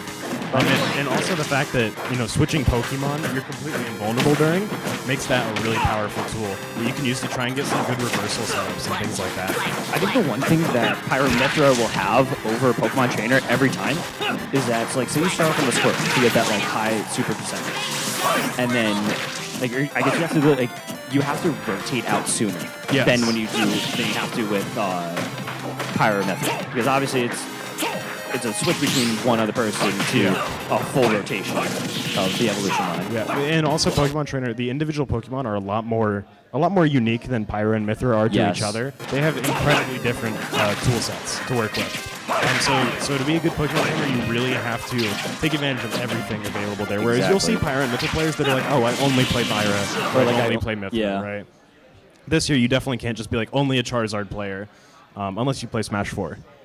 Yeah, that is true. That's right. In Smash 4, they got rid of Pokemon Trainer only for Charizard. Yeah, I never played one. We're seeing a stock hit taken here. Actually, gonna be down one, trying to find something here, trying to find this kill, but will get reset out of his up B there. Getting some extra damage here, but could be an opportunity for a kill. Very off stage here. We'll be able to latch right back on. Man, I just had such great recovery. I never realized that. Ooh, that's gonna kill. I almost thought for a second he was gonna survive off of that one, but coming back in now. We're seeing the Squirtle come in, trying to pop some combos here. We'll be able to get a hit off right after blocking that attack, and now just going through so fast. It's hard to get a lockdown on Squirtle. Especially when you're playing someone like Tom. He is a kind of like Roy, but he's a little bit slower, so it can be hard to really try and lock him down. I thought Tom was the faster version of Roy. Is he faster than Roy? That's what I heard. I think he's a little bit heavier, but we're actually going to see him go down there, losing a stock now 1-2. On his last legs here, Frenchie's going to have to try and find a kill here. It's something that Tom's very good at, but he no longer has the option of taking a stock out with him. Yeah, so looks like Frenzy's got to be really safe and try and take another stock even before. I think he still can do that insane play we saw. It's a tough situation here. He's getting constantly reset. The air dash going to send him into free fall. He's going to fall off there. I'm honestly surprised we didn't see a Charizard. We saw Charizard for like a second when he came out from dying on Ivysaur, but then switched to Squirtle and just kept it to the 2. Kept it to the... Charizard is, I think looking at Pokemon Trainer, Charizard's definitely... I feel like he's probably the weakest of the 3 Pokemon. Yeah, I can see that. Especially he's like big, slow, heavy hitter. Whereas someone like Ivysaur and Squirtle are able to move a lot faster. I think they have a lot more combo potential. Yeah. Charizard's really good at finishing off stocks. But if you're playing against someone like Chrom, who can really take advantage of how slow Charizard is, that might not be something you exactly want to go for. In my eyes, I see Charizard's very good at heavy hitter and flight. Those are the only 2 things I see use Charizard, and I cry every time. Yeah. I mean, he's got some good spin with Flamethrower. Flamethrower's not bad. I like how much French is using down tilt here. Try and space out. Trying to control a lot of space, but they're going to see Squirtle able to get in. Especially at the moment, just struggling to get a little bit. He's able to get a good hit in there, but right now he really wants to try and get Squirtle up here on these platforms. That's his big win condition, is to try and get try and be under his opponent and try and start to juggle them with up air. Ooh, the Ivysaur coming out now. This is when things are getting interesting. He's in a tough spot here. He's going to be able to get on the ledge there. Is able to avoid that, get the up B, start building up some percentage. He also starts to, this is exactly what he wants. He wants to be able to get these aerial hits in and try and play this ledge game here. Unfortunately, you're going to see, that Ivysaur up B is really, really good at just kind of skipping the whole ledge game, just latching right on. Frenzy looks like he's getting back in his groove. He's into the zone. Yeah, definitely starting to get some good hits in. Trying to look for some good juggles here, trying to we're going to see the Charizard come back out. Charizard does have really good recovery to work Yeah, with. I think that's why we saw the swap, because it looked like the Ivysaur wasn't really recovering that well. They'll combine went the other direction. So I think the Charizard was a good necessary recovery to stay in. Especially when, starting to get to the higher percents here, trying to, Chrom's going to be looking to try and chase you off stage. That's the situation that Ivysaur's not really equipped for. We are going to see that first stock go down. French taking the lead. Instantly to the Ivysaur. I thought he would stay on Squirtle for a little bit. Oh, it's going to equalize it right away. That answers my question. We're 0-0 now. Right back where we started, pretty much.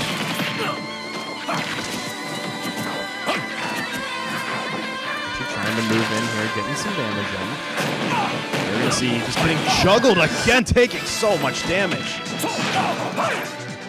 Down through, we're going to pop him up once more, and once again, as long as Frenchie's stuck on the upper platforms there, Ivysaur is really just going to be able to lay into him with these up airs. But we're seeing these juggles come out, building that percentage up.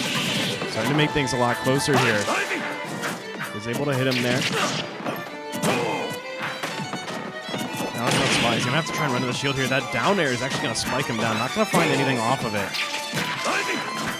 Frenchie's trying to gain some space here by using his almost able to find a kill there. 2-1. Once again in the lead, but we're seeing him get taken out right back. This is intense. This is the trend here. As soon as he finds that stock, just getting taken out right away. Going blow for blow right now.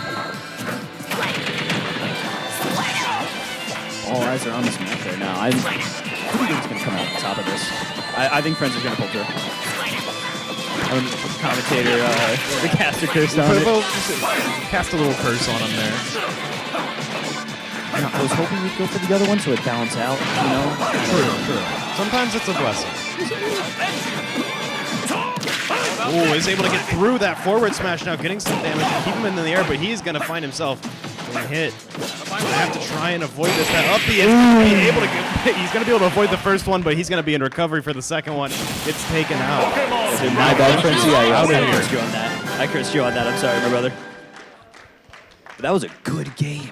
Yeah. Honestly, I kind of want to pick a Pokemon trainer now. After seeing that gameplay. Excited to see Pokemon trainer. Oh, I am It's too. so fun to watch. The Ivysaur plays were immaculate. They were insane. Both Ivysaur and Squirtle are such cool characters. Yeah. They have so much room for I'm combos. more of an interesting Ivysaur play. kind of guy. Ivysaur has a lot of cool combos. That up Yeah. air juggle goes kind of crazy. That alone was like, am I about to switch? Yeah, and being able to find these opportunities where Chrom is, I think, is someone especially who kind of struggles when you're below him and he's kind of stuck up in the air. His really only option to try and close the distance, try and come down as fast as possible, is to hit the up B. Yeah. Which it has such long recovery that it's going to be really hard for you to actually come out of that without getting hit back in return. Yeah, I think both players played really well going into each other. The all the Pokemons that came out. The Charizard did a lot more than I thought. We saw him play on Charizard for a little bit longer than I expected. Yeah, I was kind of expecting the Charizard's coming out to kind of get the recovery. Yeah, and then just get the switch off, recovery right? and then switch out to the Squirtle Squad, maybe do a double switch, go back to Ivysaur to get those blasts. Then I think about it and I'm speaking and I hear my voice. I think the Charizard staying on the Charizard was good just to have that extra defense and to being able to say, because I think they were at 124, 130. They were high up, so they were getting blasted. So you don't have to worry about that as much. Whereas Ivysaur and Squirtle are relatively lighter. Yeah, you're gonna run into these situations where I feel like a lot of Pokemon trainers will play Squirtle to build up a percentage, and then Ivysaur is just really, really good at finding kills on his own. You don't really need Charizard to try and really lock out and secure those rounds, but. Enough of that. We're going to throw it to a quick break real quick while we get ready to go into our next match. Should be exciting to see. Definitely two really, really great games coming out there. So excited to see what comes up next. But we're going to throw it to a quick break. We'll be back in a few minutes. Stay tuned.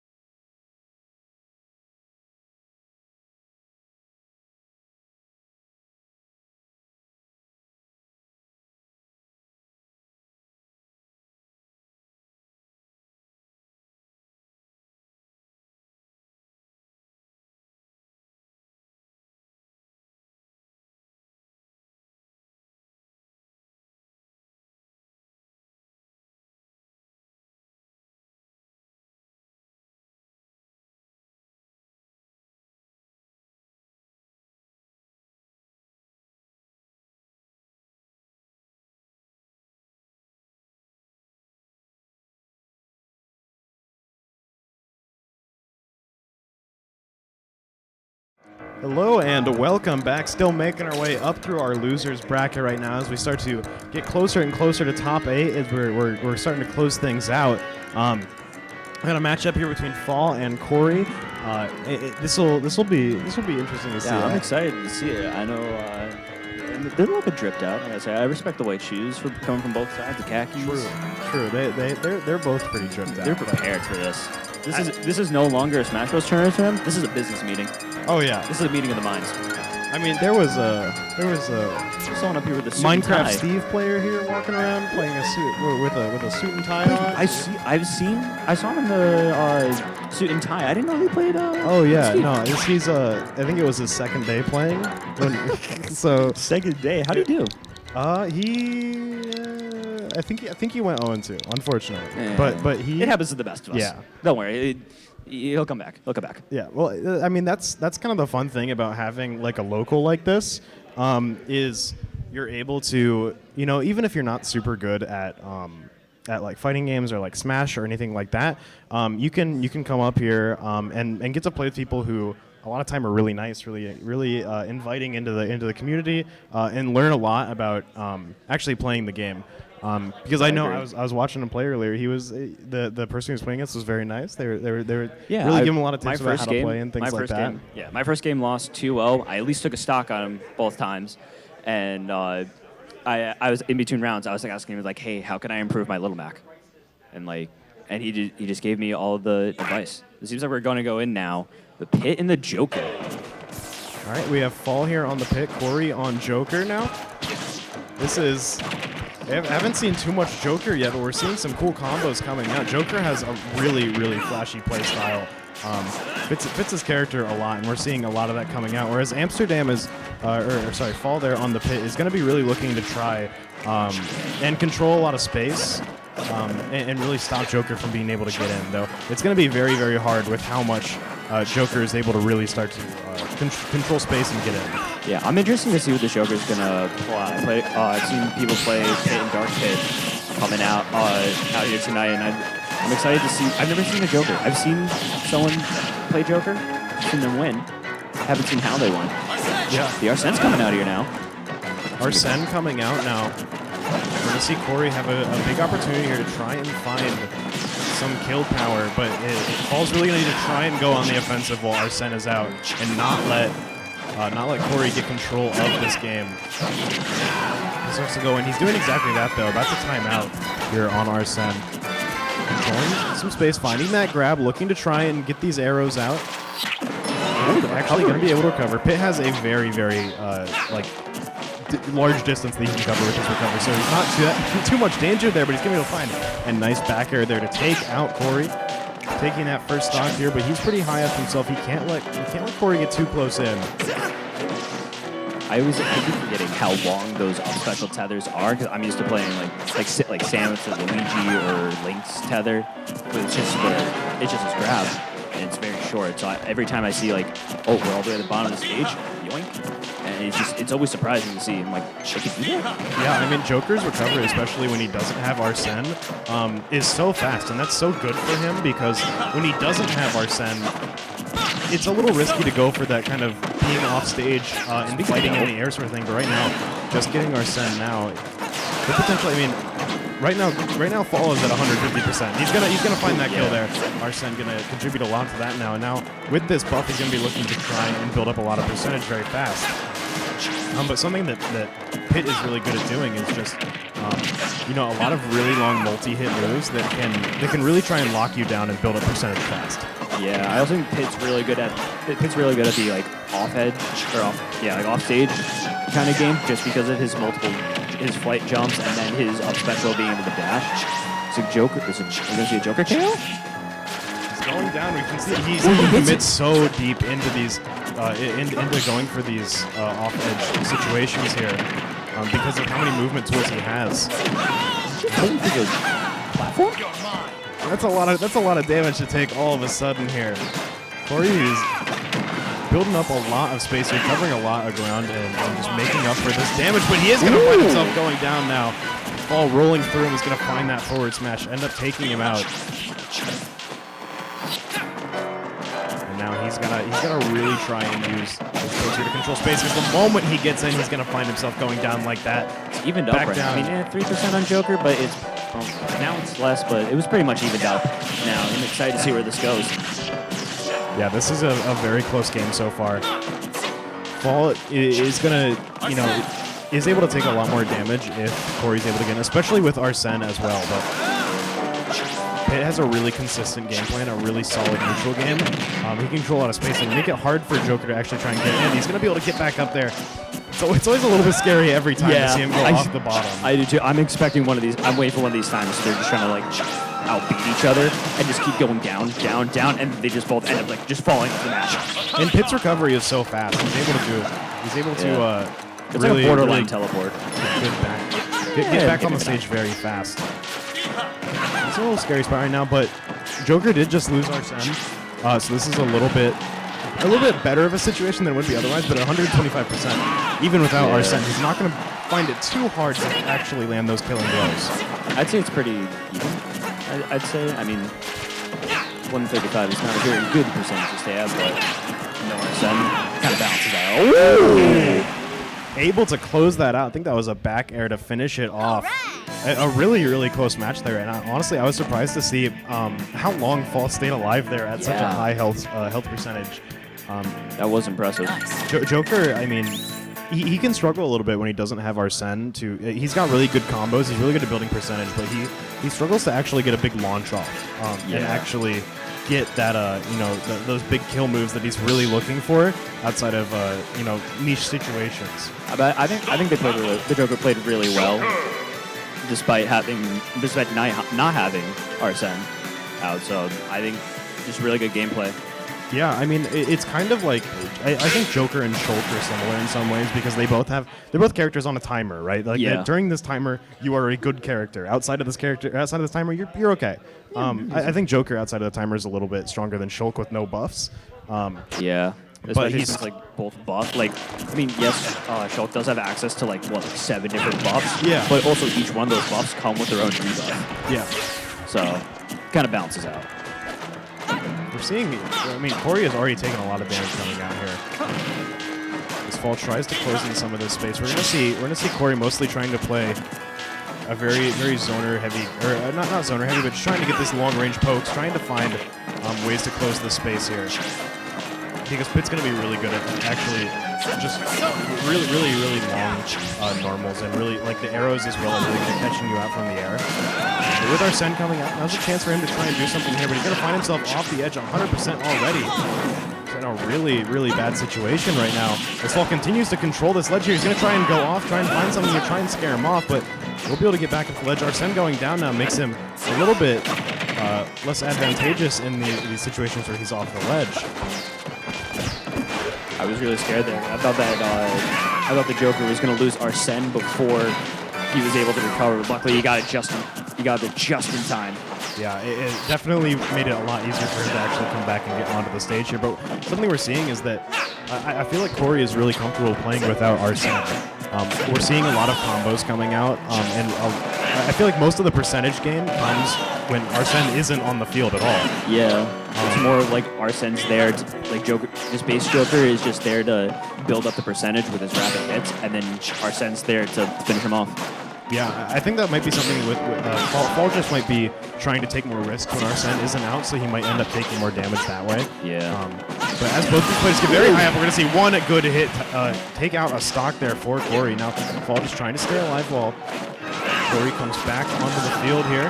He's going to see himself getting zoned out here. Again, he can't go too far off the stage without Arsene. Especially not against Pitt, who's going to have a lot of options out there to try and really mess you up if you come off the stage towards him. Agreed. Yeah, Pitt, like I said, Pitt off map is somewhat scary. Especially with that good recovery, the flight jumps. It's at 173 right now. We're going to see a 200? Corey almost has Arsene here. If he's able to get a little bit more of this bar, he is going to dropping off the edge with that gun.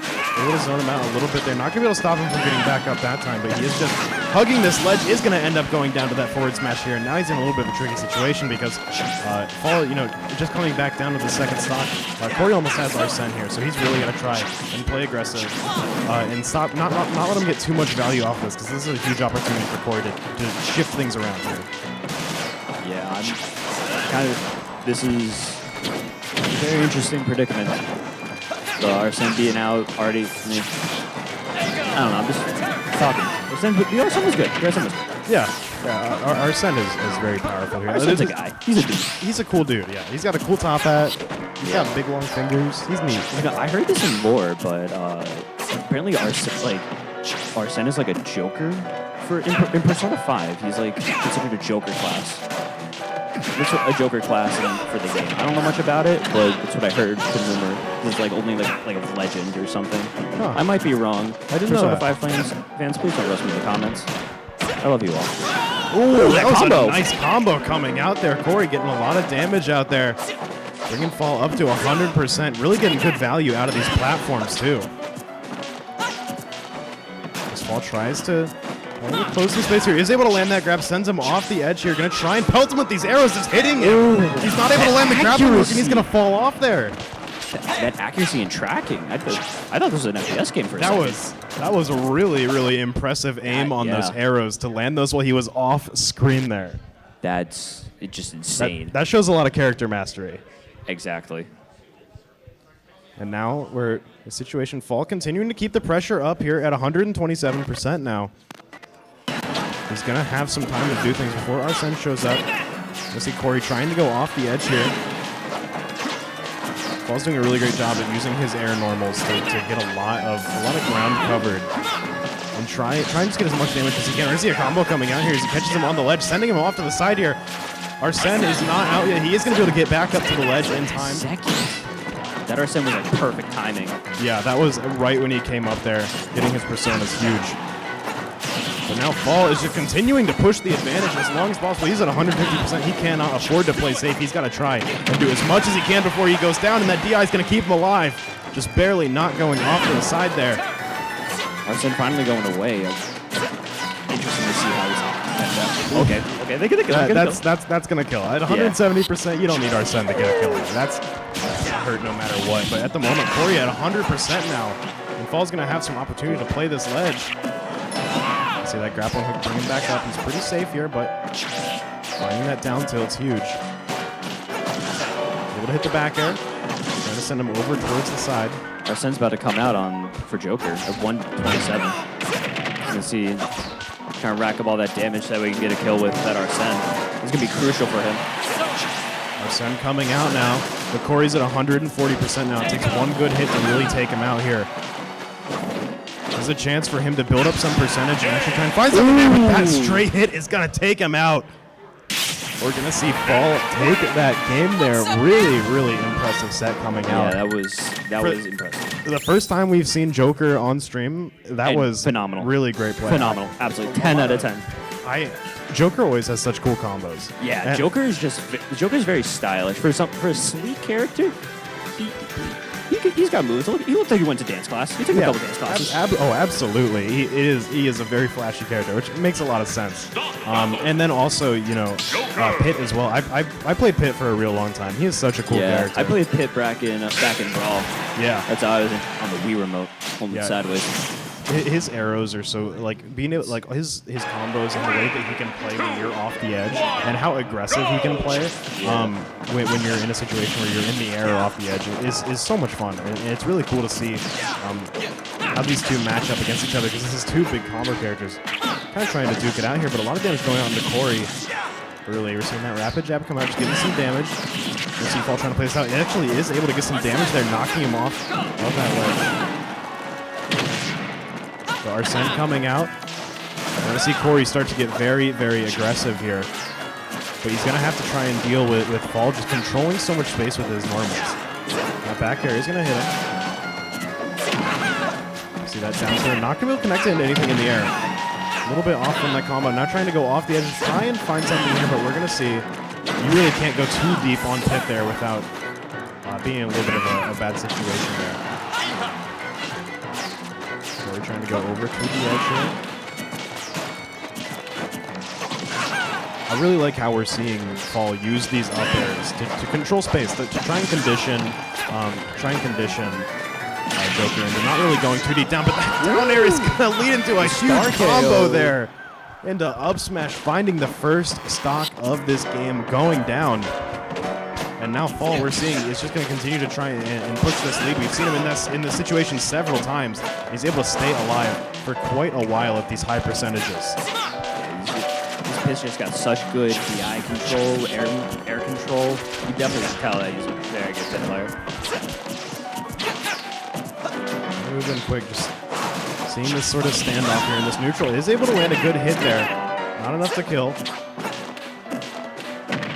Is able to get the ledge attack. And right now, Corey's just trying to buy time until he has Arsene. And there it is.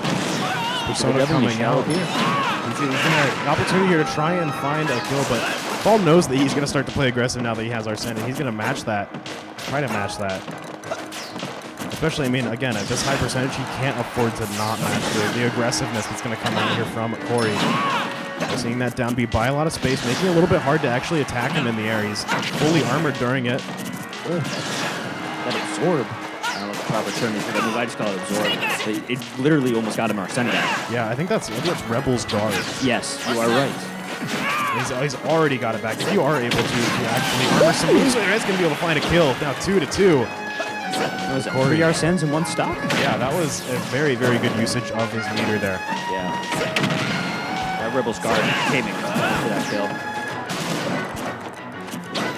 He's just going to try and use this Arsene to get as much percentage as he can before this stock goes down. You're getting good use out of this gun just to build up. That's like plus 4% every time he lands first with that, which is very, that's a lot of damage that adds up over time. That parry coming through is going to allow him to get a small punish there. It's actually got even up right now. 79 on the pin, 117 on this Joker. Yeah, Corey's been able to build up a lot of percentage here. Fall is struggling to actually try and get in here. Joker's so fast and has so much options with his movement that it's a little bit hard to actually try and lock him down here. We're going to see a good hit there. He's going to send him off to the side there at 130%. Now just pelting him with these arrows. He doesn't have Arsene. He is going to be able to get back on stage, though, just barely, but is going to take him out. Now 2-1. Ball has the stock lead. 90%, though. We're going to see some combos come out, start to build this up. Nowhere near Arsene, but some combos coming out. This is scary. This is scary if you're Corey here. You do not want to be in that off-ledge situation. You see Arsene coming out. This could be a stock here for Corey if he's able to find a really good hit. But I feel like we haven't seen too much actually come out of these Arsenes. Yeah, no, I feel like the pit's been doing a really good job of trying to like balance out the spacing that Joker's trying to take with Arsene. And that up air is actually going to send him up high. Arsene is gone now. Trying to get some space here. That parry almost going for a punish there, but not able to find it. Going in, sending him up in the air. Percentage too high to be able to follow up there. Just got to find one good hit to try and finish off this game. And Fall has plenty of opportunities. That forward smash is going to be able to take him out there. That was a really good game. That was, really good play style there from Pit. Just doing a really great job at matching how aggressive Joker is going to be. Yeah, I loved the adaptation coming out from Pit, being able, like, seeing what the Pit learned from game 1 to now. It was like he was playing. It was like he read him like a book. Yeah, really great play there from Fall. I mean, like I said, Joker's one of those characters that is on a timer. Like I am a good character for this time, and the rest of the time, like I'm an okay character, right? But Joker is, because he's on that timer. How he plays is going to be kind of predictable. Yeah. And that when he has Arsene, he's going to just try and rush you down. He's going to try and find these big kill moves and all of that. But it's a little bit of a tough situation to actually deal with if you are Joker, because your attacks are very telegraphed, and when you're actually going to when you're actually going to actually try and commit for something, that's all very telegraphed to the other player there. Yeah, like you said, having on that timer is very predictable, because with Joker being, like, okay, from now for the next 5 minutes, or however long it is, not 5 minutes. 45 seconds. 45 seconds. Yeah, we'll say it's around that. This character is going to have insane kill potential and really good recovery. I got to play safe. I got to play smart. Yeah. And then as soon as you see our magical dual winged boy go away, then you know, okay, he's not going to hit as hard. He's just going to rack up tiny percent. Time to build up. Time to make a move here. Yeah, time to initiate. Yeah. Joker is absolutely a very interesting character. From the moment he came out, he was always very cool. But Pitt's a classic. Pitt's a classic. I always love seeing a Pitt come out, especially against another combo character. He's just such a solid character. Makes my day. Pitt's one of the characters in this game. He's like a very honest character, I would say. His game plan is very well rounded and just a lot of fun. Some honest Smash Bros. Absolutely honest Smash. I am sad that his coming from Brawl that he doesn't have his spin Halo, just constantly spamming it to deny projectiles. Yeah. I always love doing that. That was fun. We are going to throw it to a quick break real quick while we wait for our next match to come up here. So, we're going to throw it to a break. We'll be back in just a few minutes. Stay tuned as we get ready to finish off Losers Bracket here.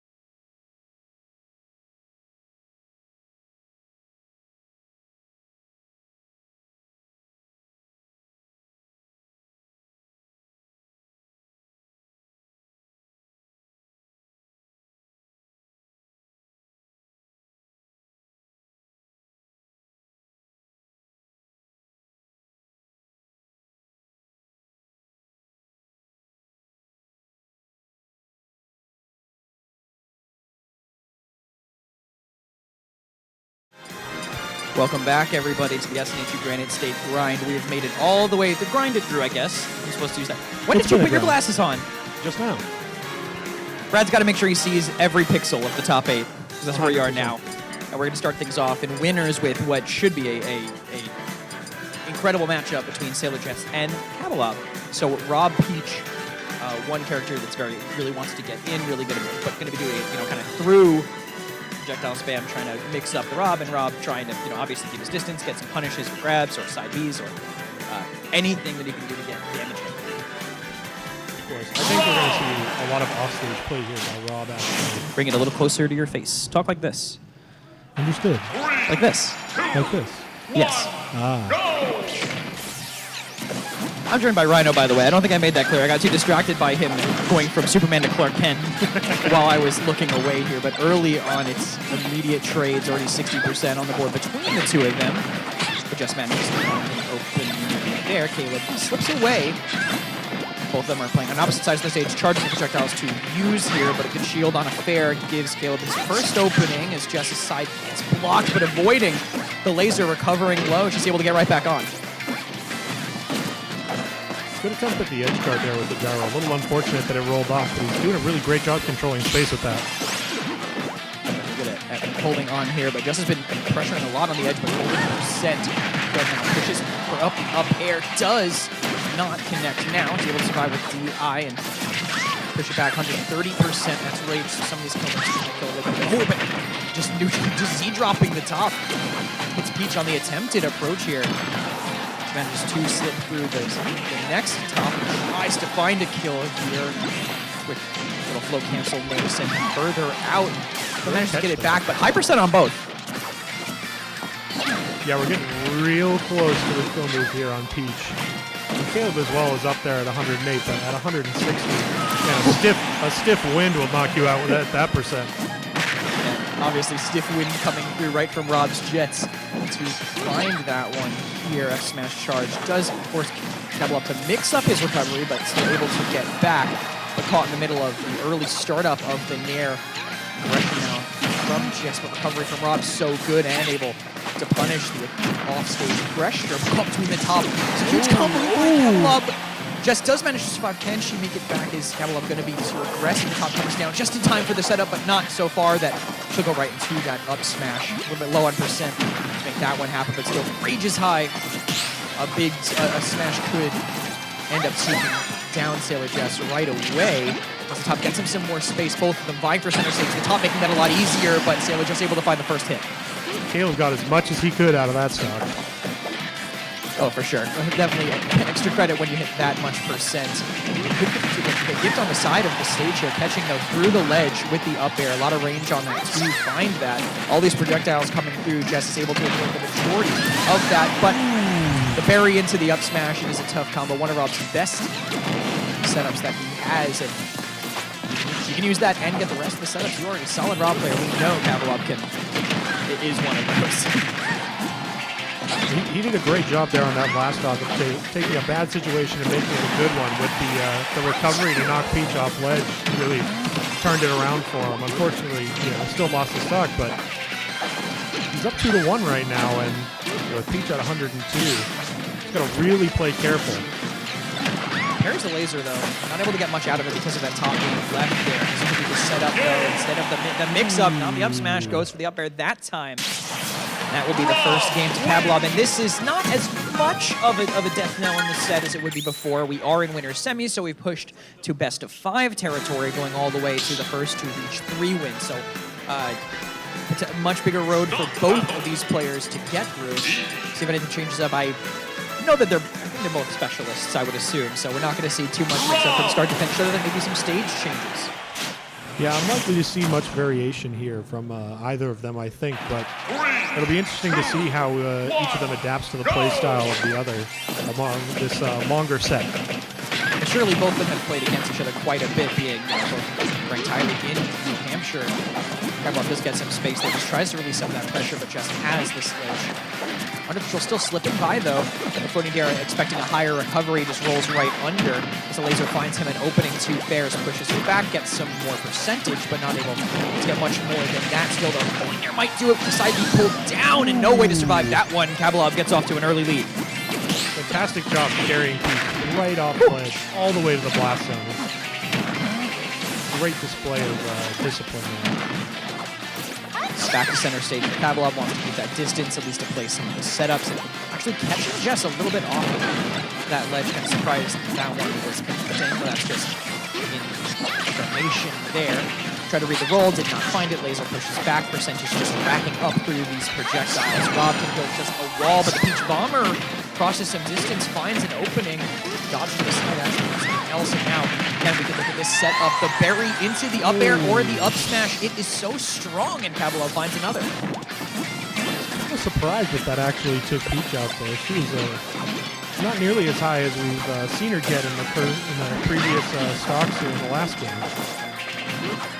Figuring out how to build the wall of tops and lasers, but not how to recover. Perfect catch on that by Jess, catching on that way back in. Percentages are equal, but stocks are the ones that are separating them now. Jess really needs to find, I think, just a way to equalize quickly. A parry on the laser could be the first opening. Look at this root dance, and there's crossing the stage, going for the follow-up. 86 in the blink of an eye. Can't find it yet, but trying to take him off the top here, almost 100%. Caught in the up B, tries to avoid it, but the side B will catch her on the rotation now. She's forced back to ledge.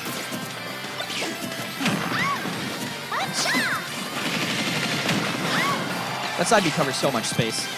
When you're trying to come back in, it can cover a lot. He's covering two different options here, really. You can't just climb up and, oh my goodness, what an up smash there. But, you know, with that side B on the ledge, you can't climb up and be in front of him because he's so close, and then you can't roll past him because the reach is so far. So definitely limits the options you have on recovery when he's, doing that right on the ledge there. Yeah, it limits the options, I think. Feeling pressured, forced to go in. Kabalov just reads it with the up smash center stage. Finishing that one, now we're trying to see where we're going to go. It might be Battlefield. Platforms can help mix up approach when you're trying to go in, but we're... I don't know if we might have... I don't think we have Megalovania on this Switch. We're not looking for that, obviously. We're looking for Zelda. It's a disappointed reaction from around me. Unfortunate. But Zelda 2... I feel like that game's kind of controversial in the eyes of Zelda fans, right? Some people like it, some people hate it, or is it? Either way. I'm not a huge Legend of Zelda fan myself, so... Don't say that too loud. You are saying it into a microphone, so that's very difficult. It's just from lack of playing. It's not because I don't like it. Sure. That's what they all say. Listen, if I play Young Link in Smash, that should probably count, I feel like. That'll count for a bit. I don't think my Ganondorf play makes me a Zelda fan at the end of the day. Makes That me a make you a Zelda masochist hater? instead. No, we're locking in that character, but we'll see how Jess can kind of... We already saw a little bit later in Game 2 in what opening she was able to find, but Kabalov now also obviously learning from what's happened so far. Spam those down tilts to find that opening. Tries to read the roll, just picking up smash. That is a huge opening for Jess. Manages to get a dare in unshielded for the first time in a bit, and catching the startup from that nair with that up air, but not able to get much out of it. It's just trades back and forth here as Jess is about 30% disadvantage. Spot dodges that first down tilt, but when the top's behind you and the robot is punching you right up front, so tough to not succumb to that pressure. Up air will let Kabalov back on stage and forced back out once again, but retaking center, getting a bear right from that middle. 76. Too much rage, so just all Rob's raw strength here is just tries to equalize right away.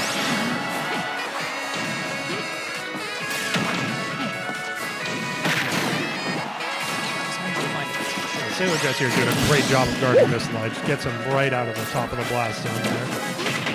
You don't see that too much in the top, off the top of B kills from Peach, but it can happen. And now kind of keeping that momentum up, trying to pressure, but understanding it's tough to fight Rob off stage. Just waiting for him to get back on, giving a little bit of distance so that those large hitboxes don't become too much of a threat here. Last gasp of that nair, denying just his chances to fight back here, but still Still with an advantage. Great Toads the counter. bear, actually. That pushes him way back. That's a Rita pressure him, just peach bomb him right into the shield, dropped it at the least opportune time. But Rob can just do this. Yeah, Isn't that fun? flying right under the stage there. Does make it all the way back. The canceled nair does not catch the roll back in. And Kabalov has the ground. Just does manage to land, but gets caught out with the bear. And avoid the 2-frame punish from the tier. There, a traded hit will open the stage right back up to both of them. This will take it first. Cannonball just on the top. Very goes. Stop it, but actually, I think it messed up Kabalov's setup. It looked intentional, but Sailor just managed to grab that gyro in the middle of that combo. That was ridiculous. They're top behind, so it has to get a pressure. Stopped at the last second of the dash attack. That last hitbox is enough to finish him off. Side B read the roll DI, not enough. Close, but just not enough. And now we're back to 0-0. This is winner's son potentially for Jesse just to take this one out. Does manage to get through the just onslaught of hitboxes that are being put out by Kabalov right now, shielding there for it. Laser will find him a chance to approach. Zeke drop top. Again, shielded. Now again, he's just trying to set that up to deny Peach a chance to breathe. Counter the aggressive setup play that he wants to go for. Now top behind, pushed over it though, not as much. Kabalov here is just shielding in center stage, playing as safe as possible, and it's forcing Jess to make moves that she might not necessarily want to do. Barry could be perfect setup. He doesn't follow up, just waits, watches, but it's not enough to finish it off. And now 61% on him. This is getting dangerous, Brad. 140%. I mean, Rhino. 140% with Caleb controlling the map with that gyro all the time. He's always got it on the ground somewhere. There it is. There's somewhere. For Sailor Jesse's hand there. The gyro right on the edge of the stage. You can't get up into it. You got to roll past it. Caleb was just waiting with that up smash, ready to send him off the top of the blast. And we saw Caleb going for a setup like that before, actually, right? He had the gyro on the edge. Up smash a little bit out, maybe underestimating how much the knockback was going to be at that percent. It was like around 90. Now that we're looking at like 150, 160, yeah, it's going to work. And it's going to work fast. Absolutely. And I mean, we've seen a couple of times as well. Caleb's been throwing that gyro to the ledge to get that ledge guard, and sometimes it'll just fall right off. And he'll just be in a really unfortunate scenario where, you've completely eliminated an option from your arsenal there. Yep. So I think it was definitely an impressive finish to see that set up so perfectly, and Caleb really made that distance really shrink, and it made the options, just took every option away from Sailor Jess really on the ledge. What Rob wants to do, right? You have these things you can just put in the way of their standard approaches, make them mix it up, and then make them uncomfortable and kind of play off of that. I did see a score report during that game, if I could. I have the TO is right nearby. It was 3-0 for Caleb. For who? Caleb. No, not that. I just watched that game. the other game. Yes. 3-0 for who? Fall. Fall beat The Wanderer. the Wanderer. Fall beat the Wanderer 3-0 in the end. That was in losers, I think, as well. So Wanderer eliminated Fall, moving on to play. I'm not sure. I think they definitely play the loser of one of these games for Sailor Jess. So the loser of this game. Okay. And what was happening on the other side of the bracket? I saw Kuma report.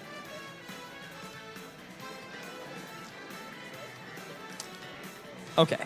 So a little bit to wait potentially for that one, but you could see what we want to get up on stage next. Again, not a lot of matches left. We are in top 8. We are at the last couple bit. Big turnout tonight, too. I think we're going to go a little bit past our initially planned ending time. Hard to compress 55 players all needing to lose twice into 3 hours. Yep, absolutely. I don't think anybody was really expecting the turnout we got here, especially for the first ever Granite State grind to have this kind of a showing. It was definitely very impressive.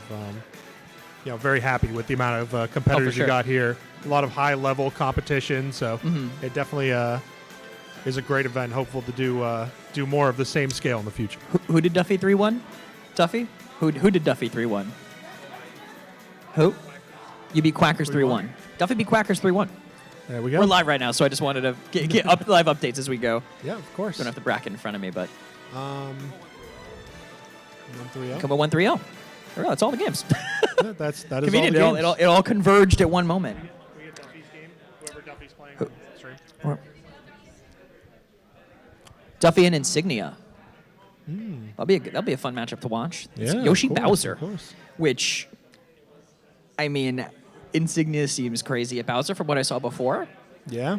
I feel like I was calling him combo food before too, though. Like Bowser can, if he lets them get in, you just get so much out of it. I mean, you just juggle the Bowser forever. He's so heavy; it's easy to combo. Yoshi, I feel like, should thrive in that sort of matchup. But I Yeah, mean, Insignia, absolutely. obviously, if you're a Bowser specialist, you're used to it, and you gotta have the answers to that. If you're playing Bowser at this level, you understand like every edge of his hitbox, where his command grab begins and ends. Like Yeah. if you're going to play him at this level, you've got to have a great grasp on the entire roster, really.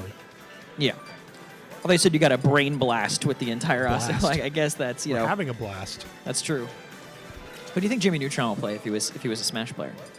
Jimmy Who would Jimmy Neutron play? That Who would massive he cranium play? of his. Who would he play? Pac-Man, obviously. Oh, true. Pac-Man is the largest brain character, in my opinion. Humble opinion, as a Pac-Man player myself. Oh, okay. So you're biased. So I'm That's all- biased. That's all I needed to hear. Insignia versus Duffy. All right. Here, a little further along in top 8, and 20% off of that flamethrower. He's just not a virgin, unless these are hand warmers. But I don't know. We haven't seen a single hand warmer yet today, so I'm feeling like it might not be. And found his opening, racking up a lot of damage quickly and holding here in the middle. I think he doesn't want to play too close. Probably wants to have the platform above him just for safety, so Duffy can't really do as many of those aerial approaches. Just having that level will help quite a bit. But Duffy finds the up tilt on him. Doesn't get the follow-up, though. Spot dodge didn't even matter. Duffy was spaced just a little bit too far to the side. This was early racked up percent. There was the dare here. 78 now, immediately dead in heat between the two players. F smash will not catch the Bowser, and the F tilt sends him right back out. So Insignia trying to edge guard there. He does manage to make it back in time. Dare on Duffy sends him right off. I thought he just died off the top, but not yet here. This has got to be so scary. Duffy's playing a survival horror game right now, just trying to avoid these Bowser attacks, and that fair will connect, making that his game over, have to restart right back out with 0%. And Yoshi's not a very heavy character either, so you've got kind of both sides of the spectrum here. He's heavier than you'd expect. Heavier than other characters his size, but I mean, he's still on the lighter side. So when you've got such a heavy character like Bowser and then such a light character like Yoshi, it's always an interesting matchup. See who's going for what and who's getting what hits in. So It's everyone's light compared to Bowser though. Oh, that's true. Everyone's light compared to Bowser, and I'm not sure what Duffy's going to be going for his kill move here, but maybe going for something a little charged. Gets left tilted right out of it. Could get a potential combo off of wake up there, but Insignia able to get back almost at 200%. Wow. That's enough for there to kill. But that's Bowser's superpower there. He lived to, I think he died at 194. Yeah. So, quite a bit. You got to take advantage of your life when you have it. You've got those long stocks. You can really make the most of it. Yeah, when you can kind of get away with it does get you quite a bit here. We'll see now. Rotating, just kiting out. I think he's playing this runaway game so effectively into him and just baiting Duffy and forcing him into these situations where he's just going to take a hit or has to have a perfect air dodge or land and shield right away. It's just not easy for him here. It's making him work for every percent and making it tough to find that in the first place here. He tries to go for what I think was a grab there. Duffy gets a lot of percent off of that. Can't mash out that shield too fast. Duffy will clear him back out. Down B does right to ledge, but he's been sent way out and sniped by the egg throw. We'll be able to make it back. Has to recover high, and Duffy can't capitalize. Never mind. Almost even here, we're 1-1, but Insignia's got a big percentage in this here, and there it is. Didn't even see the move that came out there, honestly. Looked like he just gave him a mean look, and it sent it right off stage, but Insignia sent off to an early lead. Can I confirm this is back to best of 3? This is best of 5 still? Okay, we are in best of 5. Just double check. Want to make sure if this is loser semis, then that would make sense. We'll see how. See where they want to go stage-wise. PS2 seemed like a great start for Insignia. Having those platforms to mix it up. I don't know if Duffy maybe wants to go to FD if that hasn't been struck. I'm assuming it might be. You would know the rules more so than me, but Smashville will be the way to go. Moving platform means you have to stay active, stay mobile, and that could work out more in their favor. I thought Duffy was going Zelda. There was a fleeting moment. I think at this point in the game, it's unlikely you're going to see anybody swap No, up. no. Unless maybe Desi was here, he might do that. Maybe, but I think out of all the players left, we have a lot of specialists that are going to stick with their guns for now here.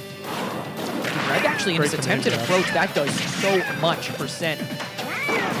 Attempted read on the reapproach, but Duffy gets a full double dare every single hit that tries to catch an attempted recovery with that straight vertical egg throw. Too much here, though. The dare forces Duffy back, gives Insignia a little bit of breathing room as he wants to just use this platform again. Jab, reset, F smash out. Great by Duffy, who is looking completely different from game 1 already. Duffy is making a great use of those egg projectiles here in this game. Bowser's really got nothing he can do against him, and he's so big, it's almost hard to miss. Yeah. It's true. With someone like Bowser, I mean, you'll throw hitboxes, maybe you'll get the weak part of it more often than not, but you're going to hit him pretty often here as the command grab does not get the kill, 136%. Looking to get back, but one right before touching the ledge. That'll bring it back. Great timing on that. Oh, excellently done. I love how he plays these Bowser nairs. I'm a big Super Heavy fan because I play them myself. It's the only way I really like to play Smash, and seeing how he's approaching, how he's using all of his tools has been awesome. And you definitely can see, for people who play Bowser, you can see moves that he is using, but also it's important to know what he's not using. There are some really risky, high-power moves in Bowser's tool set that, as you can see, when you get to this level, it's really easy to get punished for those. He's not even really using them. Yeah, it makes sense. I mean, you'll never see a Ganondorf player use up tilt, right? Bowser's going to try to use the abilities in his toolkit that can punish or catch things. Super Heavies are just kind of sometimes limited in that sort of thing as Duffy tries to chase off stage. Bowser will not make it back. Not quite. This time recovery just not good enough for that, and we're back to a close one here. I mean, 85% separates him, of course, but still 1-to-1 on stocks. Insignia hunting for this chase off stage. Duffy playing really good. That shield on the dare, though, will give an opening there with the down smash, forcing Duffy out, chasing out with that fair, sends him out, and pushes Insignia up to a 2-0 lead. And you can see definitely here, especially on that second stock for Bowser, that Duffy's trying to play him off stage right where he wants him. Bowser's got one real recovery option and nothing after that. So yeah, Duffy's really taking advantage of that when they're off stage. But when they're on stage, Bowser's got those massive hitboxes. He's really putting the hurt on.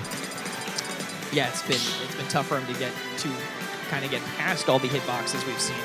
Or sometimes he finds his opening, but I feel like there's always just a quick F tilt or a short hop nair waiting for him to catch him and set up for the more devastating moves that Bowser really is desperately trying to hit here as we head into Hollow Bastion for game number 3. Could be the last one here between them in this loser set. Oh wait, yeah, it should be. Of course, up B out shield will catch Duffy as the grab doesn't find anything, but still shielding the more risky moves, like you mentioned, from these heavier characters. And you can get a decent punish from it, but Insignia gets out of it. Damage there in reason with that up smash on the approach there, up to 82% and only just a couple of hits. Duffy needs to find quite a bit, doesn't get the spike. Insignia makes it back onto stage, gets past him with the back hit of that air, but now stuck above him. Not where you want to be right now with the egg throws, with the up airs. Yoshi has a lot of things he can do in that position, but again, constantly, Insignia is just disrupting Duffy with the weak hits or the back hits of his abilities. I think Insignia, too, is really mixing up his movement when he's on stage. Yep. He'll pull a short hop and then wait to land to use his jab attack, and it's just really,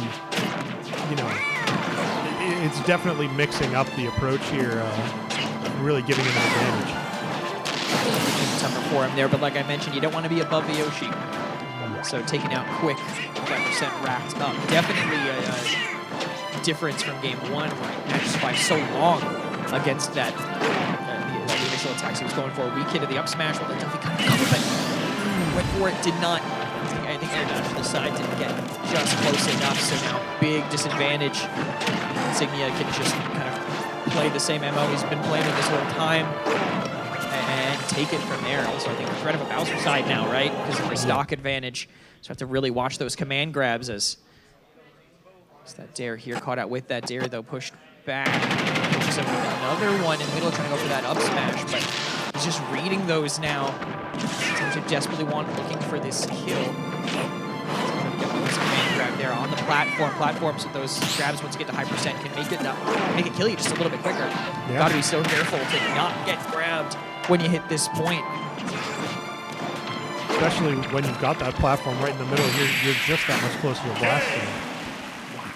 And that'll be Insignia closing it out there with an up tilt chase on the side B. I think Duffy was looking to disrupt with it, but since it got shielded, just wasn't able to stop Insignia, slow him down as much as they wanted to. So that was a hell of a game from Insignia there.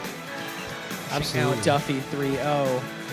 And I love seeing the new talent coming out. Well, okay. When I say new talent, obviously these are established players that I just have not been able to go to New Hampshire or Massachusetts locals. New talent. I like at seeing new Granite talent State Grind. in SNHU. Yeah, new talent for here. Everyone's new talent on the Granite State Grind, Exactly. right? Yeah, of course, of course. It's a new tournament. It's going to be that. But anyway, there are some other games and losers going on right now off stream. So I think we're going to figure out who's going to cast the later games in top 8. We're going to take a break and come back with more Smash action. See you then.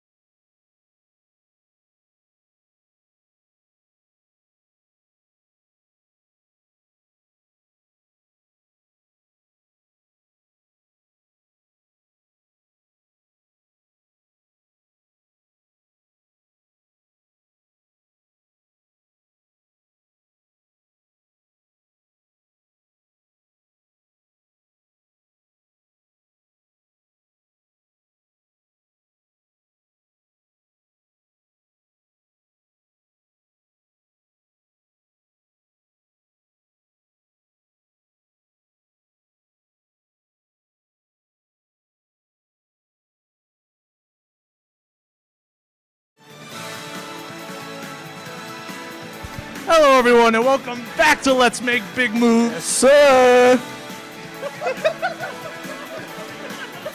think you got the wrong turn. As you can see, it's winners finals right now. It is winners finals. That's a great point. We're not there yet, but eventually it's gonna be winners grands. That is you true. know?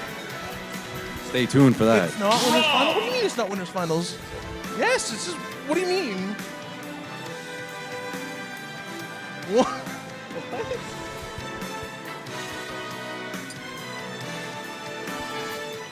Desi, who do we have here on stream? Okay, on stream, representing SNHU, we have the prestigious Robert Cabellub, known for his sick, nasty gyro flips and combos. Against Kuma, he's really good. Yeah, he's like Like, you he's know, really good. and stuff. Okay, so ledge situation already. Gonna find the neutral. Get up, get off. Yeah, Kuma's gonna find these parries on his snares a lot, dude.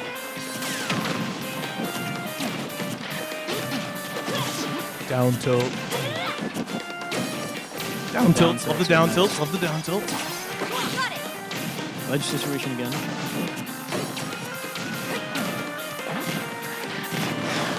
And the dare covering that roll was huge for Kuma.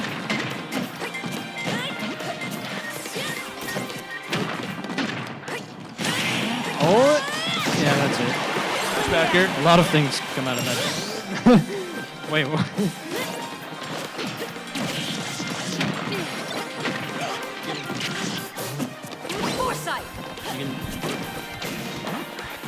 Back on the ledge. Rob typically doesn't have fun here. Caleb finding himself on ledge a lot. Oh, the second neutral get up of the game. That's gonna get him punished. Caleb's been having a really rough time getting off ledge. Now we reset to neutral. Gyro almost in hand. Up tilt, up there. Oh, that's knocking up the neck. Back to ledge. What does he do? Up there. Rob special. Just getting the pressure off. 3-1. Kuma with another stock. This is incredible gameplay by him. Rob's also very big. That is true. You know, it's going to get comboed a lot. Like, just took 60 right there. Like, come on, bro. Do better. What are you doing? You know, a lot of people like to say Rob's broken, but he's just too big. He can't be good.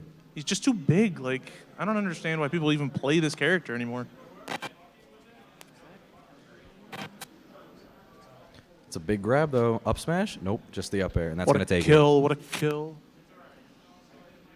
Back to ledge we go.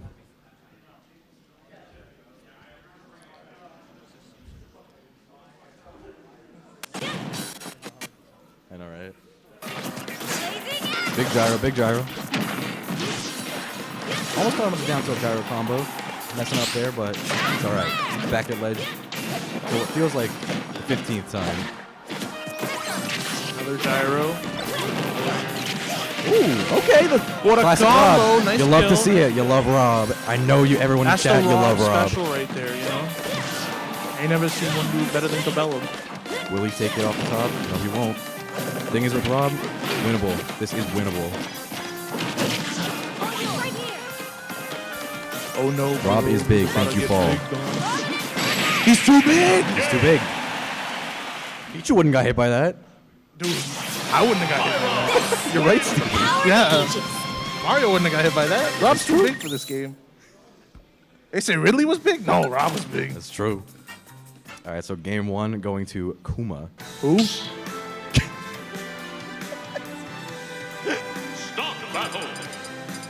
I don't know who that is. Tell me. Sticking with Aegis. And the Rob, I assume. And for the viewers who are at home and don't really know, this matchup is usually a Kuma favored matchup, but I talked to Caleb before today's bracket, and he said he was feeling it, so Caleb is proven to come out hot today, and we're going to see that right now. Let's see what he can do. Back on ledge. Good nair, good combo. Foresight, that's broken. It's going to reverse that completely.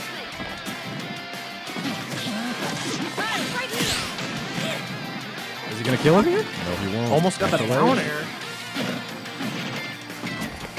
You know, it feels like Cabela is letting Kuma get off Foresight's ledge through the pretty gyro, easy. and we're back to another ledge situation. Doubling Rob, per usual. Back to ledge once Back again. on ledge. Kuma looking for any kind of opening. Gets a grab.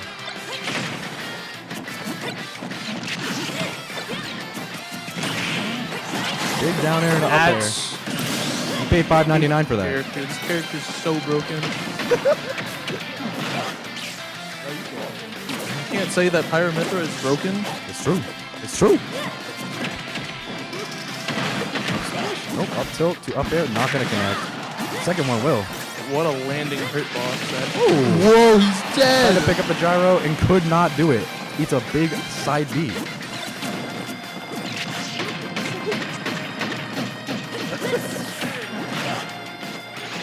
Ooh, big side B coming out. Is he dead from this? Jumps into it, no jump. What will he do? He's dead! He's dead! God damn! Oh, big foresight coming out.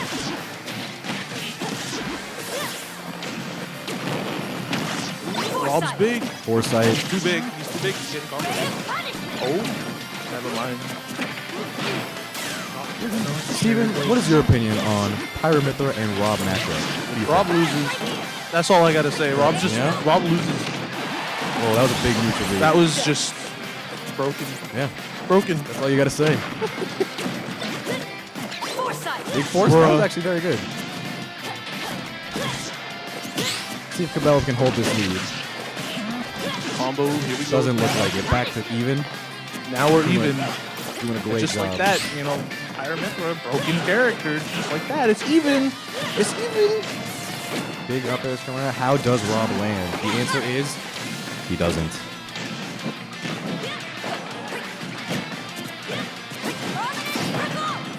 How does he get off the corner? Ooh, big gyro. Not gonna do anything with it. Down air incoming. He's a chance to close it out on the ledge. Oh no. Rob's gotta land. There it is, big up air. Told you, he's too big. He can't land. Too big. Can't land. He's too big. Did our best. Nice one, Pyra.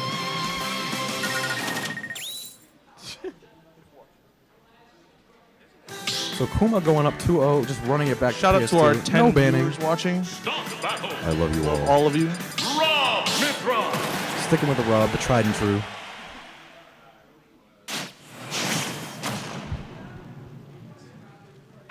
I'm gonna stay PS2 again, you know? I don't know. I feel like Rob can benefit from other stages, but it also depends on what Kuma fans. That's true. PS2 does make the best games. True facts. I don't know why. True facts.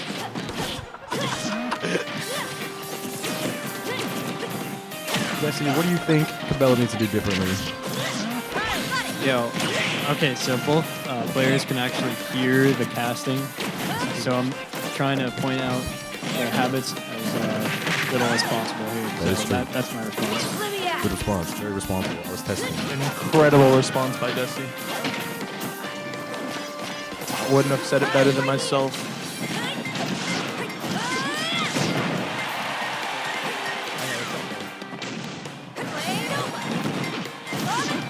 Big upbeat coming out. Not gonna take it. Rob is so big, bro. He's too big. He's too big.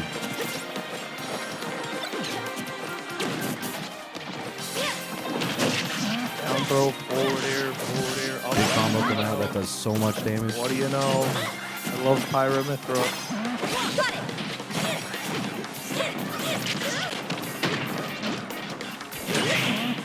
Oh You're no. dead. His conversions is too much. Can't punch that move. What are you doing? Ooh, big gyro. Could That's be it. dead. Never mind. He's not it. And the audio is now gone again. And now it's back. Just kidding. We're back. A little Let's ledge see if Cabela situation. make it back to stage. He can. Incredible Good up tech there. coming out the team. Cabela finding himself off I stage. don't know if that side B was On intentional. entire set.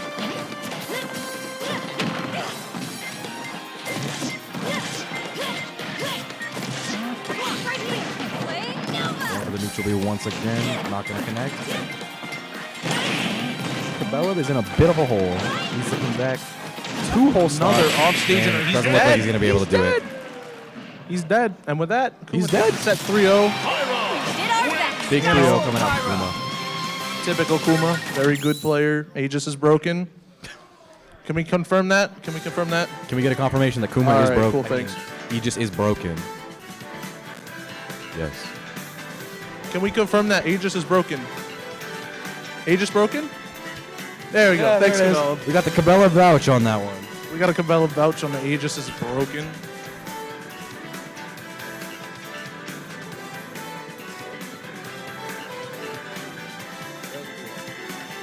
What's up, 3-0 for Flying Kuma. Rice 707? For Kuma.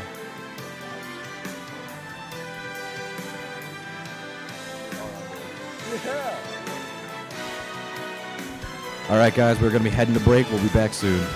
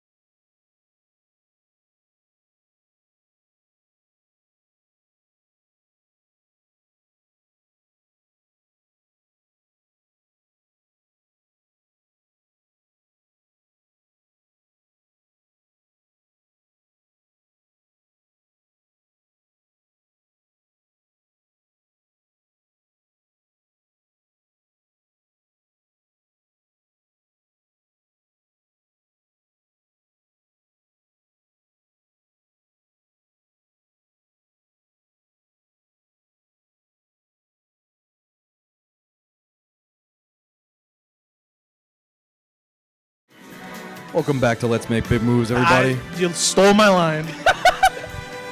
My bad. Can't believe you. I'm sorry, Steven.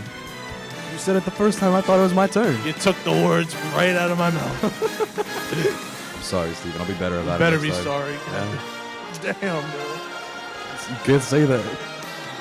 What? Oh, okay, never mind. Great commentary, you know? Who do we got on stream now, Steven?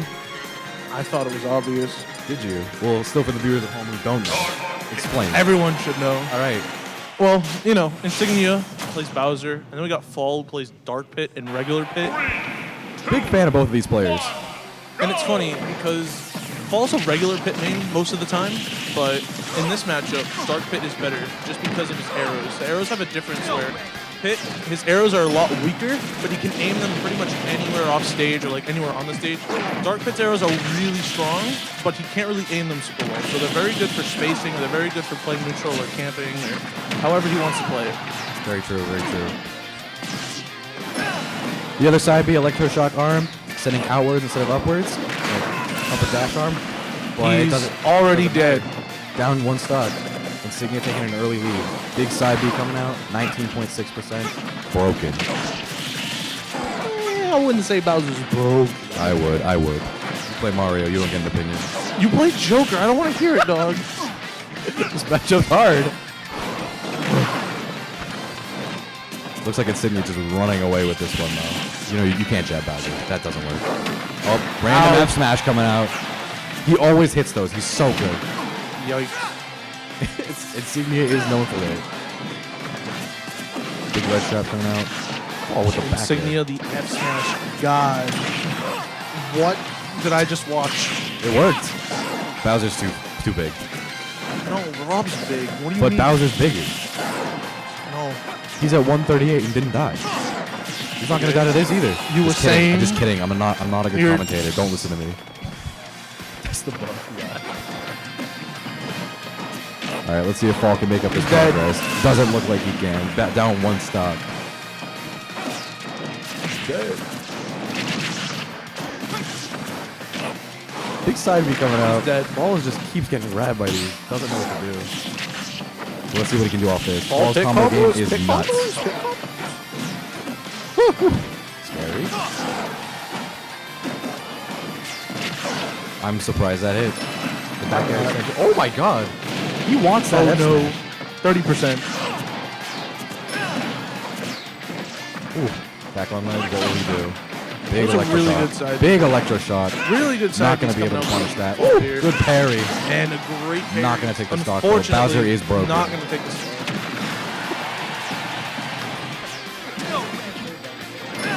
That forward air not going to connect with the orbiters. That is actually a broken move. And not a joke. Insignia looking for this kill. That is not going to do it. Can he find this edge guard? No, he cannot. Now he's on ledge himself. Insignia playing it safe with the jab, not The pushing big too hard teabag. here. Oh, The okay. teabag out from Oh, Insignia okay. with a forward Insignia's tilt. feeling He's himself. gonna take the game. Insignia taking game one. Insignia, the teabag was the cherry on top there. Bowser scraps, dude, and it hurts. And the teabag on top is not something to Yeah, take you know, lightly Bowser there. is such a scrapper in this game. He's a scrapper. He's a scrapper. He's different. He's built different, I swear. Like Falco, he hits you like 7 times. You take like Yeah, 70%, you know, like, and you're like, that I sucks. found, like, you know, I found a really good analogy, right? Dating, right? It's like Falco up tilt to back air, you know? Sometimes, like, even the best player in the world, he misses. Up tilt to back air, it's a true confirm, but, like, even the best player in the world misses sometimes. Sometimes he misses. Sometimes he misses. Shout out to Flying Rice 707. Thank you for that, Desi. Insignia from the stream setup saying he loves Flying Rice 707. I love you, Flying Rice 707. Anyways, back into game 2. Fall dragging Bowser off stage. Can he get this edge guard? Doesn't look like it. Now he's the one getting that shot. Common theme throughout this set.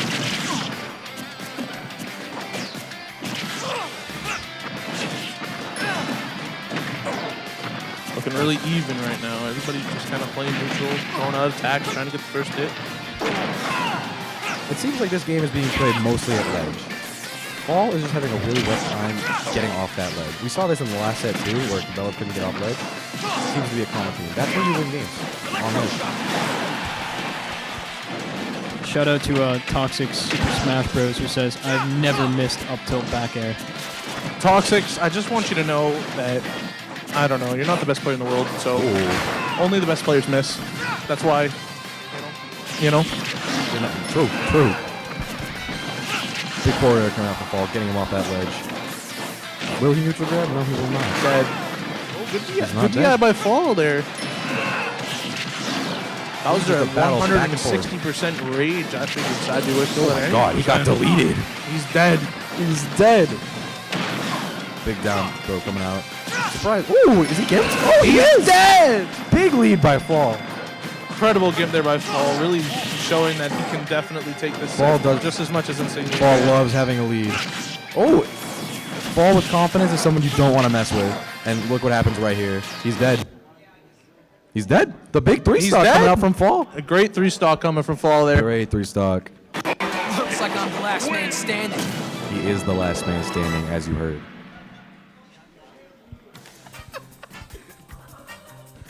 Victory. He didn't say that. Only Pit says that, but True. We're not. This isn't Pit. This is Dark Pit. Get it right. I'm. Come on, Steven. You want to be a commentary? You signed up for this. Know your stuff. You're better than that. Stay with the Bowser. Anyway. Saying that was a fluke. I mean, it's 1-1. It is 1-1. I don't think Insignia is very happy about that one. I don't know, man. He looks pretty scared, I'm not going to lie. Oh, on Town and City? A different stage? No way. Town and City? I thought we were staying And PS2. shout out to Insignia. When he got gimped there, he just kind of laughed it off. He's got a strong mental for such a young man.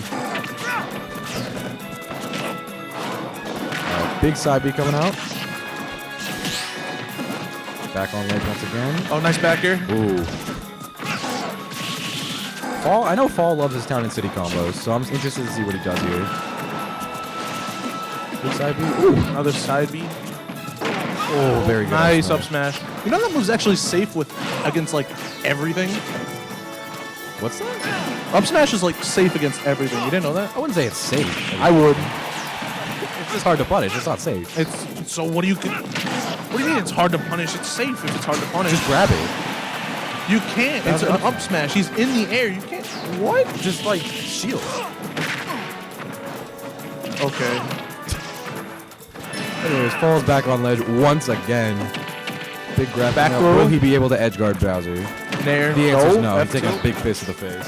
Insignia answering back with an F tilt, but then getting down tilt with Nair. He should kill him here. Yep. Should be dead. There it is. Yep. Great down air F smash. Yeah, Mario's F smash wouldn't kill there. I'm experiencing that. Listen, well, Steven, we're not playing Mario Bowser right now. This is Listen. Yeah, All right. I'm listening.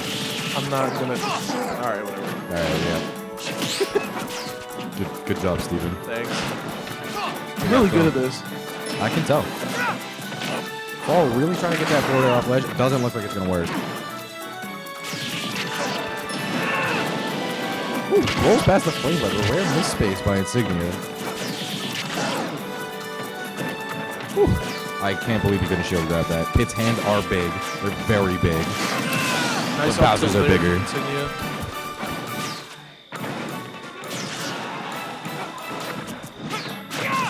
Big up smash. Not going to kill Bowser. He is heavy. I don't know who he was hitting with that electroshock. Player 3 is shaking in his boots right now. Nice backer. Will he be able to get... Stop saying that. What? It was a nice back air. What do you want from me? Okay, you're right. I'm sorry for doubting you. Side B. The thing is, I feel like Fall's gonna die here. Fall will die. Back air incoming. Just kidding. I Oh, lied. no. Bad commentary. Insignia might die. Insignia. He's gonna die. Nice nair catching the down B. I did not expect that. I expected the down B to kind of go through that. Big arrow. Not sending through a check choice. Oh, and he's dead. He's not dead. Are you I crazy? I'm sorry. Bowser not dead there. All right, Bowser's dead, guys. Nice back here. Go to boot, you know. As the game keeps progressing, Fall will continue to be at a disadvantage since Bowser's the heaviest character in the game. He'll grow more rage. I thought it was He'll be Rob. able to kill Fall. I thought Rob was the biggest character in the game. He is the biggest character in the game. Bowser's the heaviest though. What? This is mind-blowing stuff. I didn't know this. If you didn't know, the higher the percentage, F-tilt. the more knockback you do.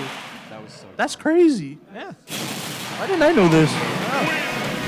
There's that one wasn't exactly a 2 frame, but the 2 frames from the F tilt have been crucial. Yeah, you can have the chat. Corey, Shout outs to You chat. would know this better than anyone as a Joker player. That Arsene up B gets 2 frame pretty often because Dash attack. with the Arsene up B and the pit up B, they put their hands up and it gives it very easy timing. There's not much mix you can do there. Very crucial. Gentlemen, to New Donk City? No? It's also enhanced by the fact that Bowser has a very active forward tilt, making it one of the better options to 2-frame people with. And it doesn't help that that pit doesn't have a hitbox on the way up, so you can't really interrupt with anything. So yeah, moving on to game 3. We're taking it to Hall of Action. I don't know about the stage pick, honestly. I think Bowser on a small stage is terrifying because he takes up like a third of the stage. It's a little bigger Smash, but still kind of smallish. It's 11 yeah, this this is long. I mean, good down air, not gonna kill. Yeah. That was a really good shot. Go for the Zedge guard here. Nice arrows. See, the arrows coming into play in the matchup, like I had said. That was a scuff. Unfortunately, a misback there. Woo! So, Fall thrives in like situations where he's up like a stock. Fall gains all that confidence when he's up a stock, and he just starts to become unstoppable.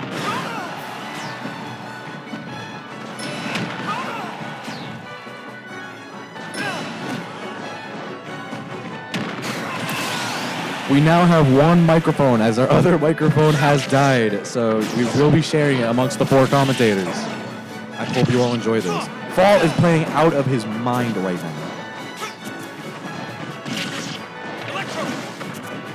Crackers, would you like to finish your sentence? As I was saying, Fall is a player that likes to have the lead. Since you're down, you're going to want to try to approach more, and Fall loves it when you approach him. Because he's just going to stand there, he's going to short hop, and when you come in, he's going to react to that with a short hop nair, and he's just going to get a combo off of it.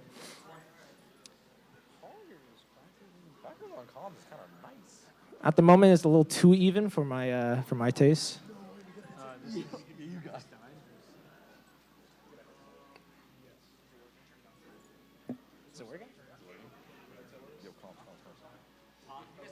Oh, okay. That was extremely scuffed. The audio is also gone. Both punishes he tried to do with, what was it? What's the move called again? Side B? Electroshock. He could have just F-smashed and, it'd be even right now. So I looked away for 2 seconds and Fall is now down an entire stock. Yeah, so what happened was Insignia decided to go for 2 laggy options, and Fall decided to choose the incorrect way to punish it with 1, charging F smash for a little too long, and 2, Electroshock, which has a little bit of startup on it. So I would, if it was me personally in this situation, I would just went for the F smash to try to hold the stock. But at the moment, he's catching up, keeping Bowser in disadvantage. That's what you want to try to do. Since Bowser is so big and he doesn't have the best options to try to land, keeping him in the air is the best way to try to beat Bowser. Of course, you have to be careful for options like down air and down B, because those will kill you and they will break your shield. Or well, just down B will break your shield. That is a really bad situation for Fall, but he was able to get off the ledge pretty easily there. Ladies and gentlemen, we have ourselves a game 5. Can't help but feel sorry for you. Game 4. Sorry. Fall is currently up 2-1. Fall doing a great job bringing that comeback. It's game 5. I was right. Quackers. My bad. What? That wasn't me. Yeah, we're on game 5. Corey got it wrong. Per the usual. Come on, Corey. What's wrong with you? Come on, Corey. What are you doing?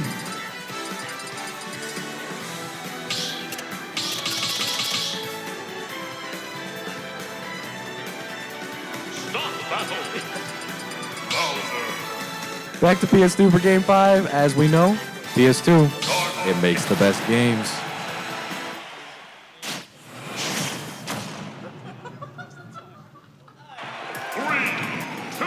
All right, we're on game 5. Oh, what do you know? Back to PS2. This is crazy. Wait, you said that? When did you say that? Right before I gave you the mic. Oh, I didn't hear you. I'm sorry. Here comes a nair.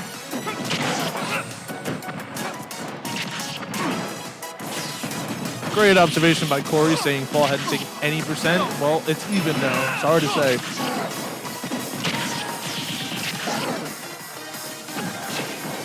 Personally, I got Fall in this scenario. Fall with confidence is someone I do not want to mess with. Low-key, the best player in New Hampshire. All right, I wouldn't go that far. I 100% agree. Well, let's take a look at the statistics. That's not true. Look, sometimes Fall plays scared, like the last game. But we take those. Okay. This is actually huge. So because now Fall is in the lead. Now he's at the advantage. That is how you win. If you stay ahead, you stay winning.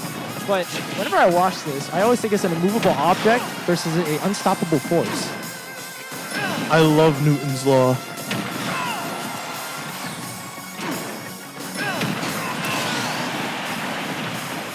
Unstoppable force, immovable object. What's the difference? There's a big difference, actually. There actually is a huge difference. And for everyone in chat that is not Newton's Law, what Steven said. I'm sorry. I don't know what I'm doing. I don't know. And if anyone in chat wants to explain what Newton's Law is, please, I need to know. Anyways, back to the match. Fall is getting that up smash. Bowser is too big, though. Not gonna kill. He is all over him right now, though. Not missing these arrows. Big edge guard coming out. He drops it. But he hits that up smash. Fall up a whole stock, about to beat Insignia. Insignia taking a very deep breath. I'm just taking a second on the Angel platform. And we lost audio. He's allowed to overextend in a situation like this. Since he's up stock at low percent, if you can kill Bowser at like sub 50, you know, it's over at that point. But as Bowser continues to grow in rage with percent, it's going to become a lot harder to try to win this game.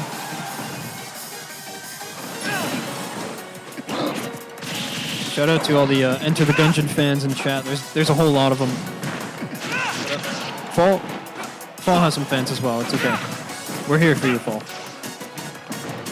I personally, I'm biased. I'm a big Fall fan. I do love Insignia. Huge, massive Fall fan. Fall playing with confidence. Up a whole stock.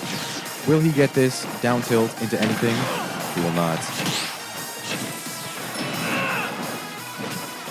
I looked away for like 30 seconds. I was talking to Dargo. What happened? Fall's just been outplaying him, and he gets that up smash, and that's going to take it. Good stuff to Fall. Taking out Insignia at 3-2 in a Game 5 scenario. Don't turn on Fall. Worst mistake of my life. So true. Yeah!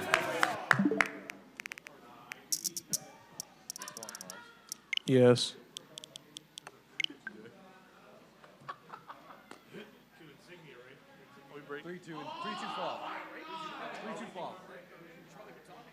Oh, yeah. Well, 3-2 to Fall. Game 5. I think that was our first Game 5 on stream, right? Or like our first... Was it Game 5? First Game 5 on stream? Milkshake _ got his wish. It was a Game 5. And he... Oh. You could have finished your sentence first. It was okay. Like, I understand that, like... I understand the authority I hold at the moment, but, like, you absolutely could have finished your sentence. That was fine. I would have allowed that. See, production did call for a break, but we are literally about to go right into another set. So I feel like we could just hold on if we want to cycle some people out. If people don't want to, if you guys are I love Tom's. You okay? But we're not very good at it. So you guys are doing fine. People are mentioning me on Twitter saying people are mentioning him on Twitter. Saying you have the best comments. The best commentary. You guys know how many years I've been doing commentary, and he's the best already. You're a prodigy, a phenom. It's true. How many years? What? My legacy? Yeah.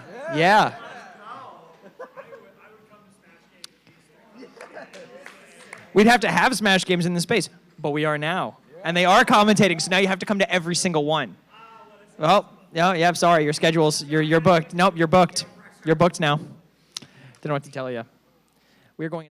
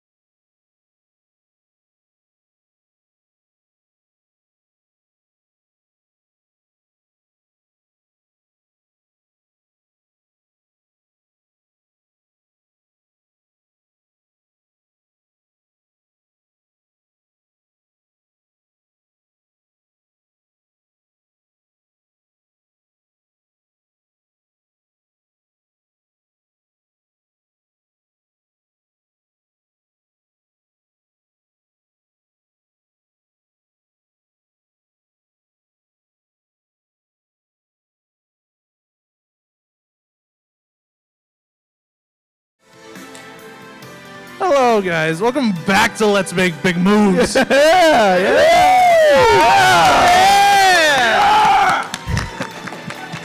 there's Cabela walking through the door. Yeah, big Cabela fan. Yeah. Can't point the camera, but he's definitely there. He is there. Everyone in chat, trust me. Can we get a real life down tilt real quick? We need. Yeah! Yo, let's get it over here for the viewers. We need it over here for the viewers. Come on. All right, guys. Real life down tilt. Camera's right here. It's on front of the. Yeah! Let's go! We love Cabela in this house. Oh yeah! Shout out to Nate. He found AA batteries for our second mic, so we got 2 mics now. I love this man. Where did you even find the AA's? Found him in a random bin. Watch your tongue. There you go. I found it in a random bin. There you go. Story of a hero. You'll love to see. Speaking of heroes, Fall Amsterdam. Big Fall fan today. Playing out of his mind, 3rd place. Currently, losers finals. Big day for Fall. About to Cabela get to is one of losers his finals demons. here. If he can clutch this win out, huge. He has done it before, but it is a rarity. We'll see if he can run it back. Fall is entering a new tag. He is saying hi. Hello. hello, Fall. Hey.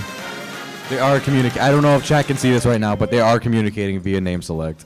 Smile. Smiley face. Yeah! Oh, yeah! Yay!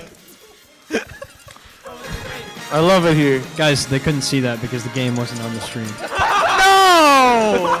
Everybody trusts they were us. Yeah! They still can't see it. They still can't see it, but I can see it. No! No! Nobody knows what we're talking about Nobody right now. knows what we're talking about. It's very funny. MF.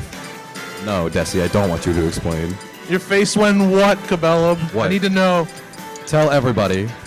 Question mark? Smile. Yo! Are they good? Are they going to Yeah, start? they do want to play the game. They kind of need to play the game. I'm going to be real. All right. Pit versus All right, here we go. We're back. Fall versus Cabela. Losers Who's gonna finals. come out on top? This is for 3rd place. It is losers finals. For 3rd place. All right. Cabela currently ranked number 1 in New Hampshire. Fall ranked number 5. This would be a big upset. But everybody knows he's done it before. He can do it again. Fall, incredibly talented player. Some would say he has the most potential in New England. You didn't hear that from me, though. I can agree. Insignia said he's right here. Oh, big Orbiter's coming out. Orbitars are This nice. matchup seems pretty good for Pay. What do you think, Steven? It's probably even. Yeah? Even or -1 for Rob, I'm not even gonna lie. Like, Rob has a tough time in a lot of matchups only because he's big. Like, Is that he the gets only reason? comboed so hard, but there's so many things that Rob can do to like mix up his opponent. So he kind of balances out, but even still, I feel like this goes even or it's or Pit wins. Oh, big up smash coming out and taking that first stock. Fall Fall there. looking very nice. That forward air should have hit. I'm just saying. I'm not biased. Don't worry. But ooh, big grab. Fall. Let's go, Fall. I'm not biased. Then chat.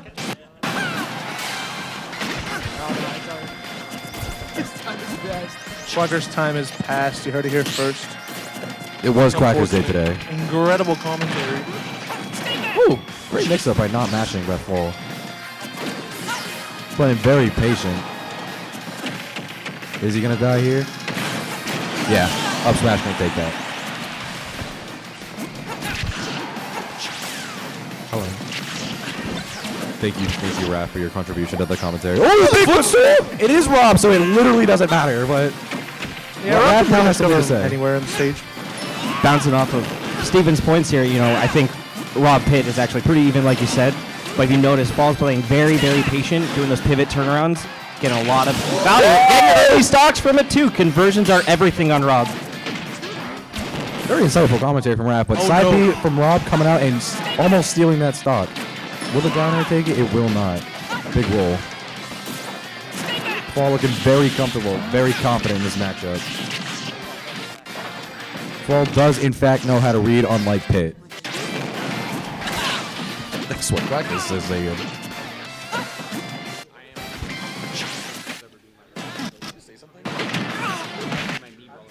Steven has nothing to say. I'm sorry I for part. I'm sorry don't for like chat. you. What? Bro, can we talk about this after the show? Oh, big F smash! Whoa! Go kill him. Playing out of his mind. Take him today. out. Paul is playing out of his Ball playing mind so today. good. Cabela just looking a little lost, but that down smash is going to take it. Oh, big down smash. Covering a lot of Big, space. big like Rob. Big. Yes. Oh, big back there. Good Okay, conversion Fall. Fall there.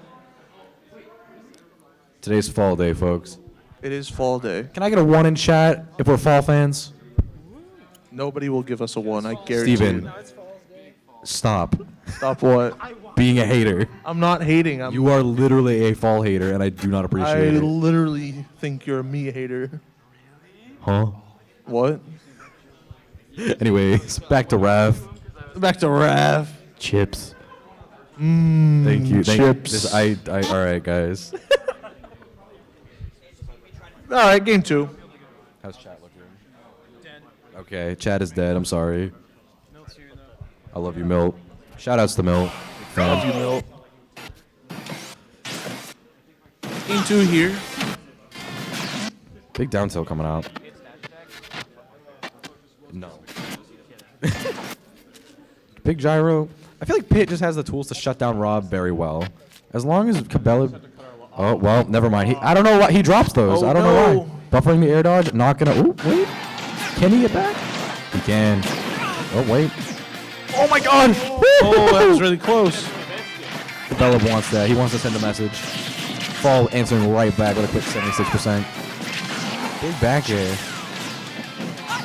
Staying off stage, trying to get the Rob. I've never seen Fall be this confident off stage. It's what he needs. Fall playing really confident right now. Ooh, great tech. Great tech. Ooh, and the Incredible up smash, conversion okay. off of it too. Let's go, Fall. Fall with confidence is the best player in the goddamn world. Bro. All right? I have never seen him do any of these things before. Do you see how confidently he's playing? He's standing where he's going to be. Yep. Not a lot of players play like in the way where they play where you're about to go. But Fall is so good at catching your rolls and catching your jumps that like once he gets that confidence, he's just going to roll over you. It's agreed. There's nothing stopping this man. Fall is just an incredible player. It's about time people start recognizing that.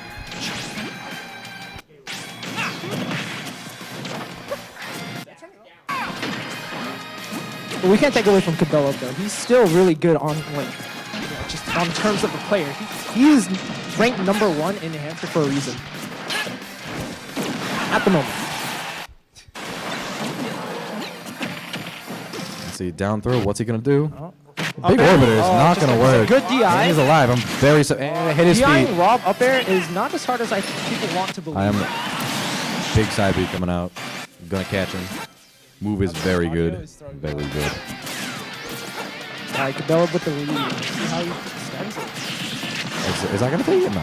I don't know when that move kills, bro. I'll be real. What's this? Pit up air. Hit up there is actually dumb strong, but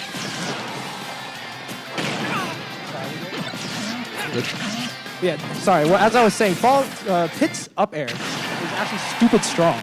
It's just that Cabela playing Rob, he's playing one of the heavier characters. That's true. He's big. He's big. He's big. He's There heavy. you go. Big F throw.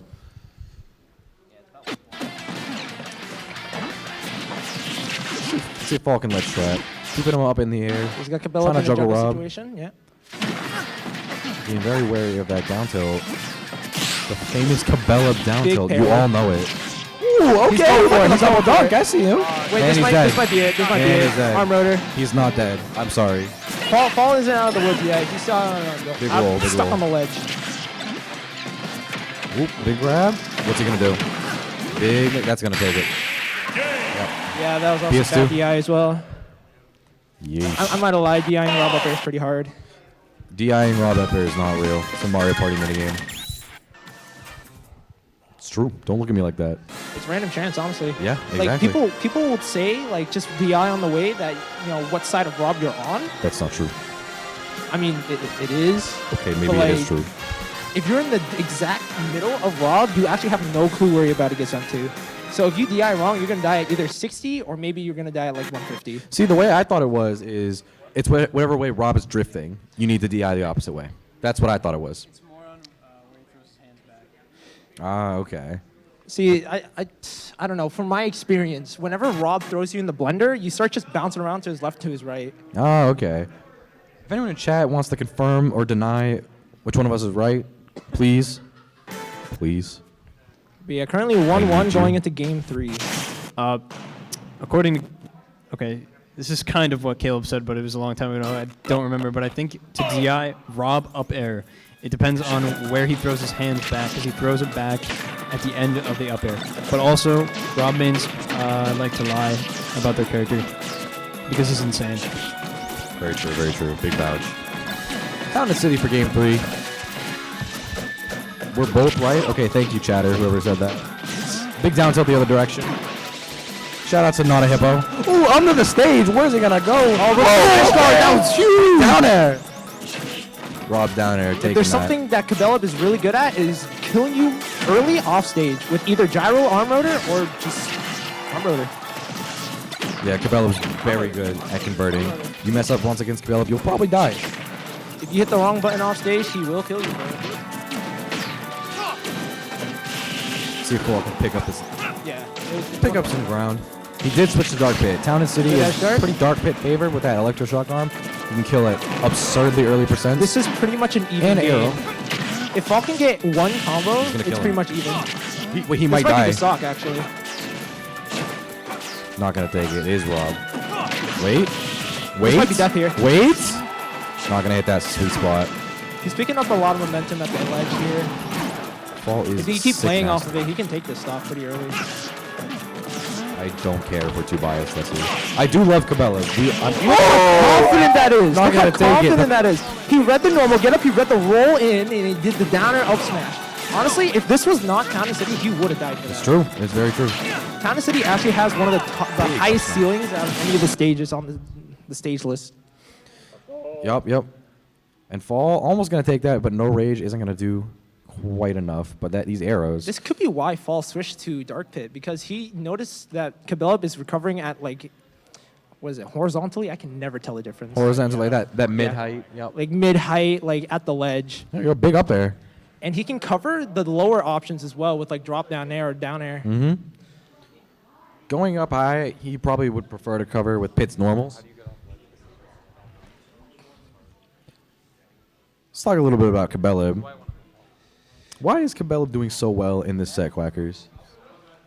What's that? What is Cabela doing right, I said? Cabela, what he's doing right is he's playing with his gyro really well. So as you can see, he's playing with gyro at ledge. And I don't think a lot of people know this, but gyro will send you in the direction that he's facing when he throws it. So if he runs up to ledge, throws it down, and you normal gut up into it, he can play off of that because it will send you away from the ledge. But if he turns around, and throws the gyro down, if you normal get up, it will knock you into him, and he will, he'll probably have an up smash, down smash set up for that. And he's also finding a lot of these grabs.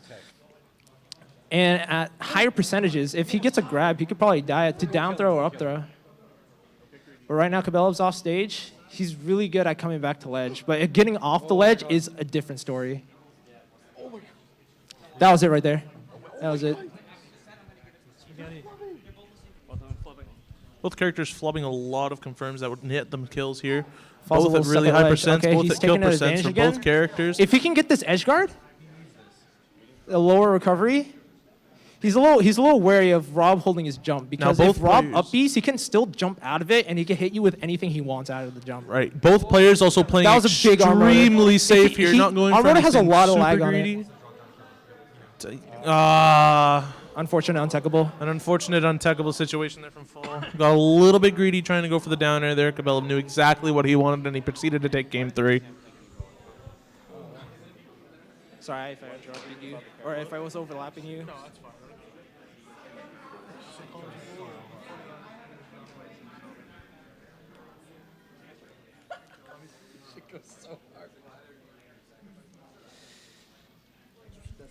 Going into game 4, we see Fall blocking in the Dark Pit again, and Cabela with good old Blue Rob. Do you know if they ran it back?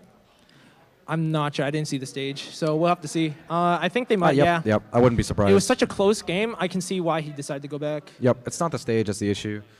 Fall just made one critical error in the end. And Cabela played off of it really well. Fall is it's 2-1 Cabela right now. Nope. Steven, you're wrong. Steven, you are wrong. Can I get a Steven is wrong in chat? No.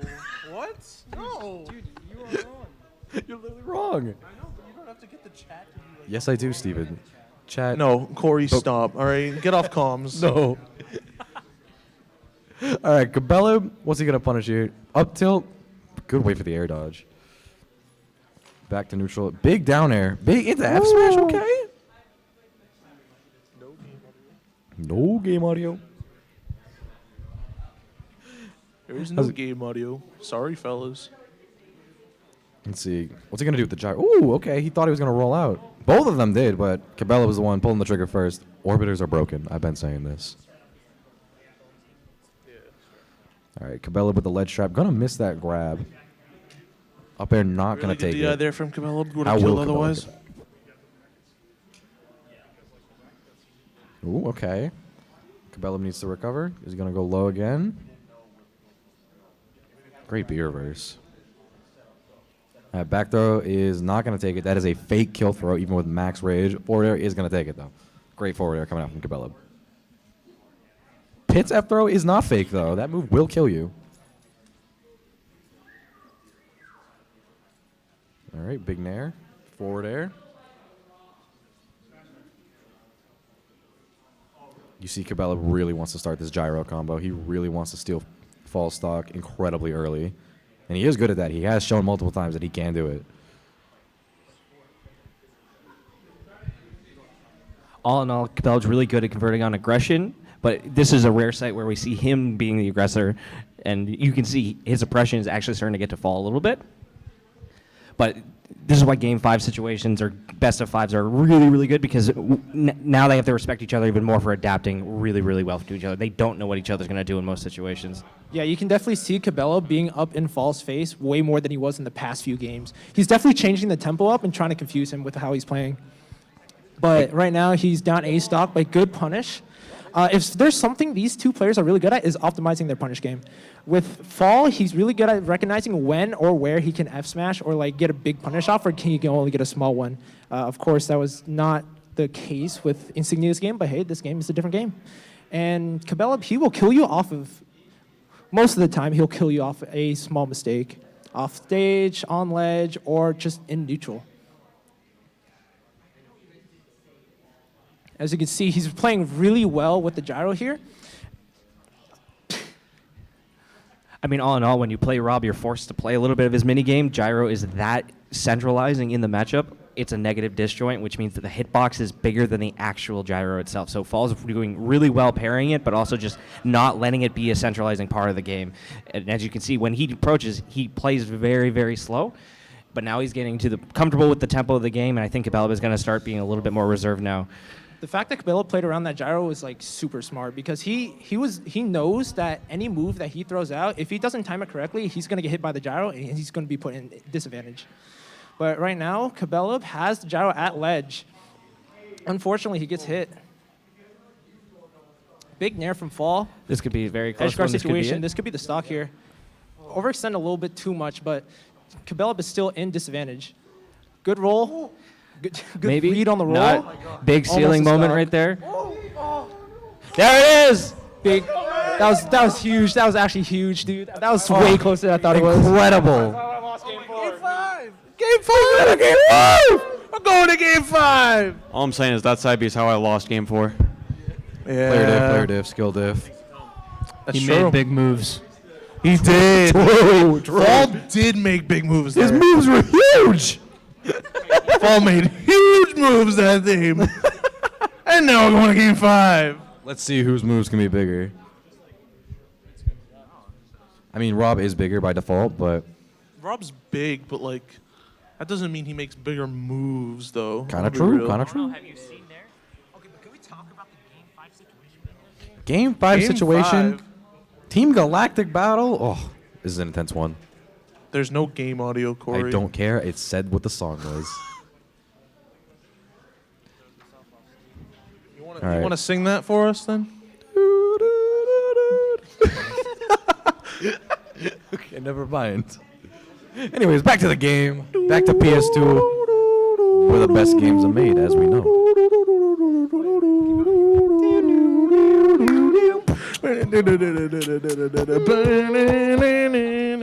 Yeah, sorry. There's no audio, so we wanted to. All right, sorry. All right. Anyways, back to the game. Let's see Big who cracks down under smash the coming out pressure from Fall. first. This game 5 situation is pretty scary. Losers finals. Whoever loses this game is out a 4-3rd. If Fall wins this game, this is huge. Something Kabelab is also really good at is he's really good at recognizing when down tilt will jab block, and he can kill you off of that as well. One thing Rob has so many options to kill you from is insane. Rob does do that, but one thing I've been noticing Fall is he's getting a little bit more reserved at ledge against Kabelab. Definitely, Hopefully he starts picking it up a little bit, but Rob has 25 frames of startup on up B, so that's a long window for him to just down air or get a good conversion off stage. So I feel like Fall has the resources to do so. Hopefully Fall recognizes when he can stick at ledge and when he can't. Because, again, when Rob has jump, he has so many mix-ups from ledge, such as jump fair, jump gyro, jump laser. But if he doesn't have those resources, he's stuck off stage without anything he can do. Because if he's in up B, he can't do normals. Or wait, no, yes, he can do normals, sorry, but he can't do until specials. frame 26. He can't do specials. And his specials is what gets him off ledge. He has a transcendental laser. I don't know if I said the word right. No, exactly. But even more so, like, at ledge, I'd say Rob is probably at his weakest, right? You know, he can only really momentum shift himself with back air. And if he's doing startup on up B, like, that's a big window for you to punish if you're in the right spot at the right time.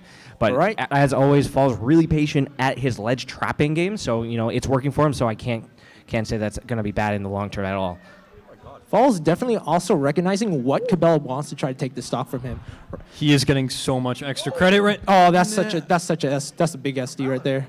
All right, Cabela hanging out on the Angel platform, taking a deep breath there. Cabela needing to shake that off. He's going to take a deep breath, and he's going to take that stock. Still he's winnable. Try and come This back. character's broken. This is Rob. Anything can happen here. This game is far from being over. As Fall getting 3 up airs there. Nice combo. Let's see what Rob can do. Or should I say, Cabello. Bruh. If any character can do it, it's Rob. If any character can do that, he just needs one opening. Rob needs one opening, at ledge, one mix-up. That's all he needs. But Fall not giving it to him. Fall playing out of his Fall doing mind insane today. ledge trapping. It's like going to get reversed here. How will he do? Great electroshock. It's crazy to think because Fall knows exactly what to do with gyro play on ledge. He knows exactly how to get rid of laser. He knows exactly the counterplay to beat Rob. And this it's is what you anyone's game. need to know in order to beat Cabela because Cabela knows his stuff. If I'm Fall, even though I'm confident, I'm a little nervous. This is a huge win for him. But if I'm Fall, I just got to stay calm, stay collected. Cabela's been in this situation before. He's probably not that nervous. Oh, wait. SD! Fall taking that 3-2. And Fall is going to enter Grand Finals. Winners Grand. Let's go, Fall. Let's go, Fall.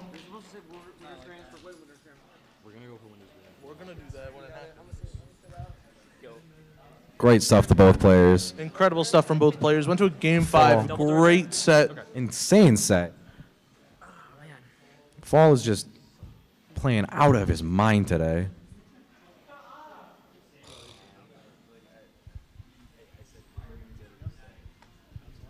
Steven, who do we have in Grand Finals? Kuma and Fall.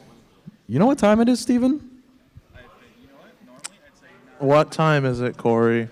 It's time for Winners Grand, It is time for Winners Grands. How did you know? Because it's the last 2 people. How did you know that? Who knows? I follow the bracket. I didn't. Why are you here then? I'm very funny. Not really. I'm like really bad. Can at anyone talking. vouch for this? No. No one will vouch for me. No one can vouch for Steven. No one being can funny. vouch. I've got to wonder, though, who do you think Fall's going to play against Aegis? Dark Pit or Pit? It's tough, really. I would think Pit, just for the offstage capability of like being able to gimp as early as possible because he can aim his arrows. But there's also the chance where like Dark Pit would be better in the neutral aspect of the game. So it's really like up to what he thinks is the biggest like factor when it comes to fighting against Aegis, and it looks like he's gonna go for Pit.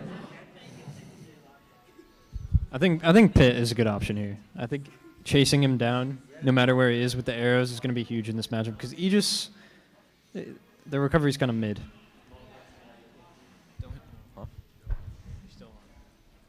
All right, getting into game 1 and Winners Grands. Yes. Kuma starting out with a nice little string from Aegis, as they do. 48%. Let's go Fall. All right, 63%. Big Fall fan here. If anyone's True. going to beat Kuma today, it's going to be this guy. True. Dude's popping off. Oh, well, Okay. you hate to see Sorry, that. I'm sorry. I'm sorry. Like, I'm really sorry. He's insanely sorry.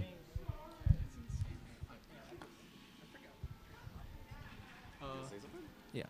Even though Fall is playing like extremely confident today and he's beating some of his demons, Kuma is still a huge wall that he needs to be able to climb over because both players have really good neutral, but it's something that the person that has the stronger neutral is definitely going to go to Kuma.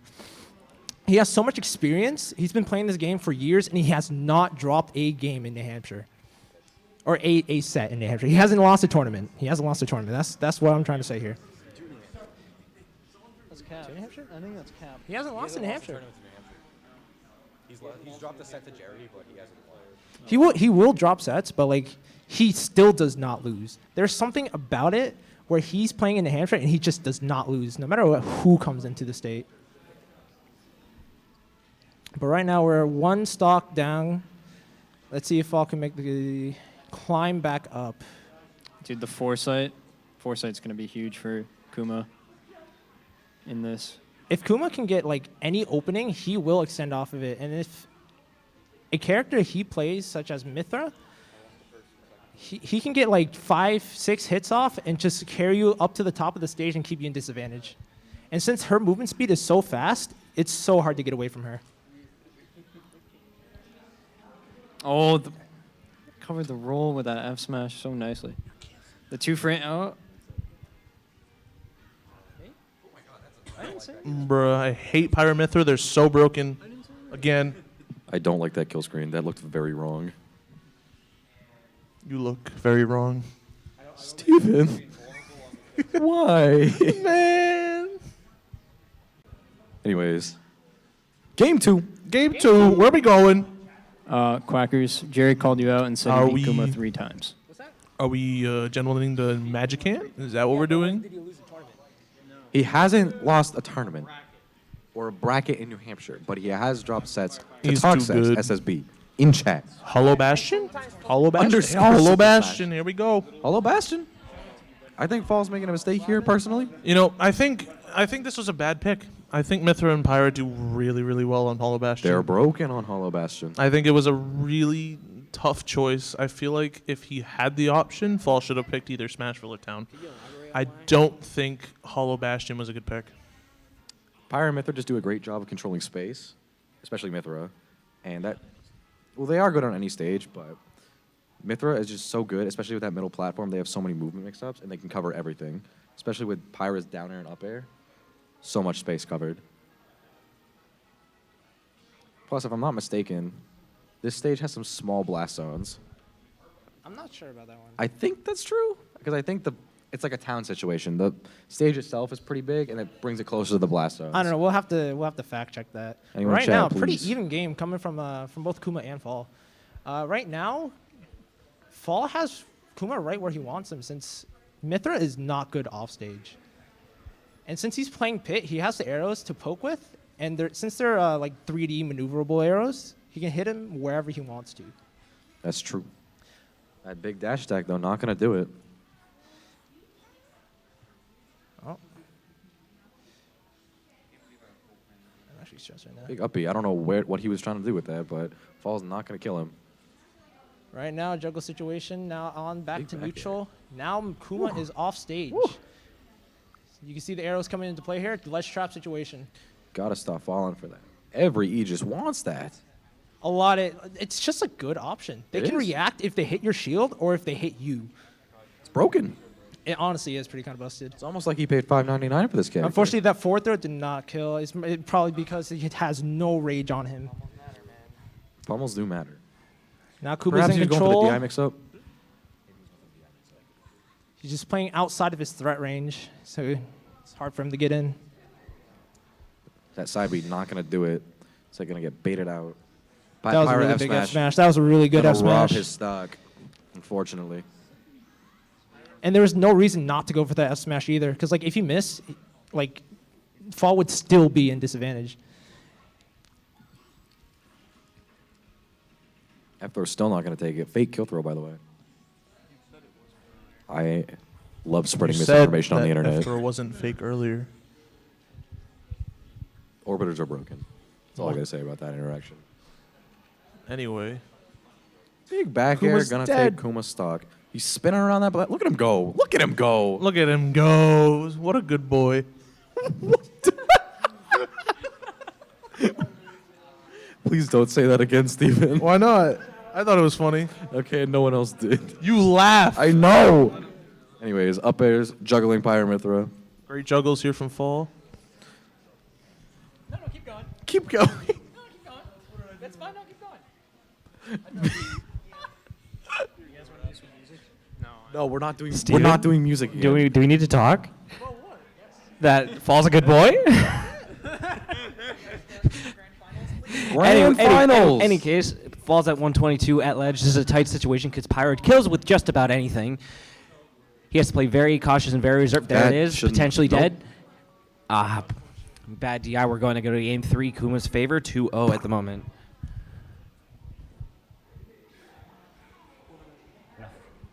I'm curious to see if Fall can adapt. It seems like he's uncomfortable with the pace that he's playing at, but if he can slow the game down, I think it will work out tremendously for him. Yeah, no, Corey, I agree. But the problem is Mithra Pyro just shifts the pace of the game at any given moment. That is true. They are broken. They are two full characters with two different pacings, and both of them are very, very safe. Yeah. Corey. Yeah, he's right.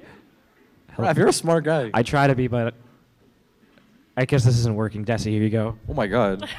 Anyways, Okay, Desi's thank you, win. Raph. This matchup definitely seems rough, though. Like, very rough. Also, Kuma has the foresights down. Like, in the multi-hits, it's kind of easy to react to and get those on purpose. Very true. Which is, like, very crucial. But yeah, this matchup is rough. Okay. Speaking of foresight, something I know Kuma's been working on, something he's practiced, is foresighting specific multi-hits. It allows him to switch to Pyre and get a full F smash off before the foresight's over. So there's a lot of potential in that character and in that punish game. Casual gaming guy. I can't swear right now, but what's up, man? What's up? What? Nah, he just said, are all 11 viewers in that room looking at the stream? Okay. Come on, casual gaming guy, relax. Come on, Anyway, step it up. grand finals. We're in winners grands right now. Come on. Winners grands. Big bold F smash. I don't think Fall is that bad. He's not getting hit by that F smash. Fall's not that bad. He's not gonna let it be him. I think Fall needs to do a better job of converting off stage. Pyramithra's Sure, recovery. it's exploitable. Pyramithra's it's recovery rather noticeably exploitable. bad.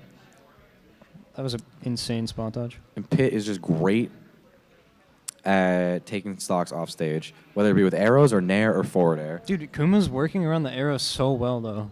It's true. Like, yeah, that look at that. What was Pythra has that? That was good actually enough- DLC. Pythra has good enough drift to, like... Went right through him.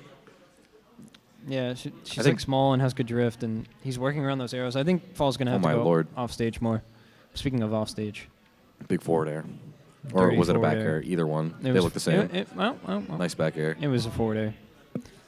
Forward throw. Fall needs to go out there and take the stock IMO. Oh, I think that was an attempt at a trump. I'm not sure. It's going to do damage. Well, That's terrifying. Fall's just getting He's danced at yet around again right now. a ledge situation.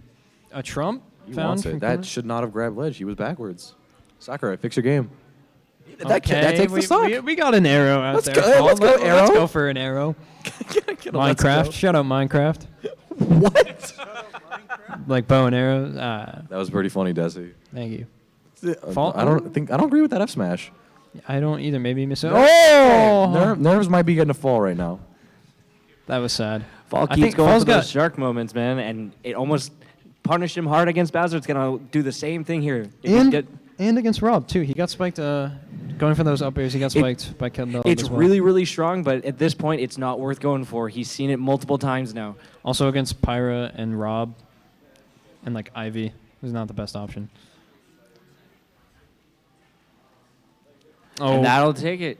That Game 3, Kuma wins. a swift 3-0 as Kuma is your Granite State grind champion. Yeah. Let's make big moves. Shout out to Steven.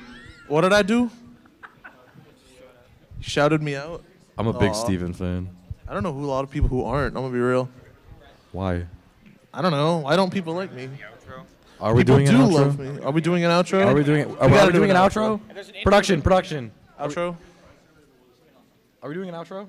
No, we can do the outro. Oh, okay. I was gonna take it from you when we were ready. Oh, my fault. My fault. Talk about the game? Can we talk? Yeah. Okay. Wait, let's Talk. Do you want to do an interview? No. I'm not interviewing him. That's fine. If Kuma wants to walk on, I could interview him if he would like. I don't mind. I was going to take the mic away when it was time. I have Joe prepping names for the swap. Do you guys have anything specific you wanted to, do you have anything specific you wanted to talk about from that set? Fall just looked out of his element. Kuma's a seasoned player. He's been Yeah. at this for a long time. Fall, new blood. He's been around pre-COVID, but he's really making a name for himself post-COVID. He's been one of the fastest improving players I've ever seen. Yeah, that's what happens when you get in the hyperbolic time chamber that is net play, right? That's true. That's very true. When you're playing on Wi-Fi, you're playing with 500-pound weights on your legs until you finally. Oh, yeah. Brad, you're taking this seat. I'm having him prep the names. You can get them. Thank you for casting, by the way. Yeah, Thank you of all for course. casting, Of for coming in. course. It was nice to have some Smash players influence. Someone's yelling from across the room. I'm assuming that was Steven. Thank you, the three of you, for coming in. But A really What- great tournament for Right? for our first one up here. I mean, we had the Smash debut, but this was like a whole different beast, kind of. yeah, it was definitely a big change of setup and space. I think it was a much better experience for the players. We had a couple of things set up for them. Sorry about the game audio on stream. This is a Mike. He's normally our observer for other games. He was our designated audio cable holder for the last couple hours because it had to be pushed in a very specific way. The to only work. reason that he's not still holding it is because it died. It's just done. It's just gone. Which is why, just as a note, the players did have game audio. We had that set up for them, so no competitive integrity worries about that. We still had it. It seems like Joe's walking on stream now, which means whenever we throw to an outro, it's going to be a little Hey. slow, but that's okay.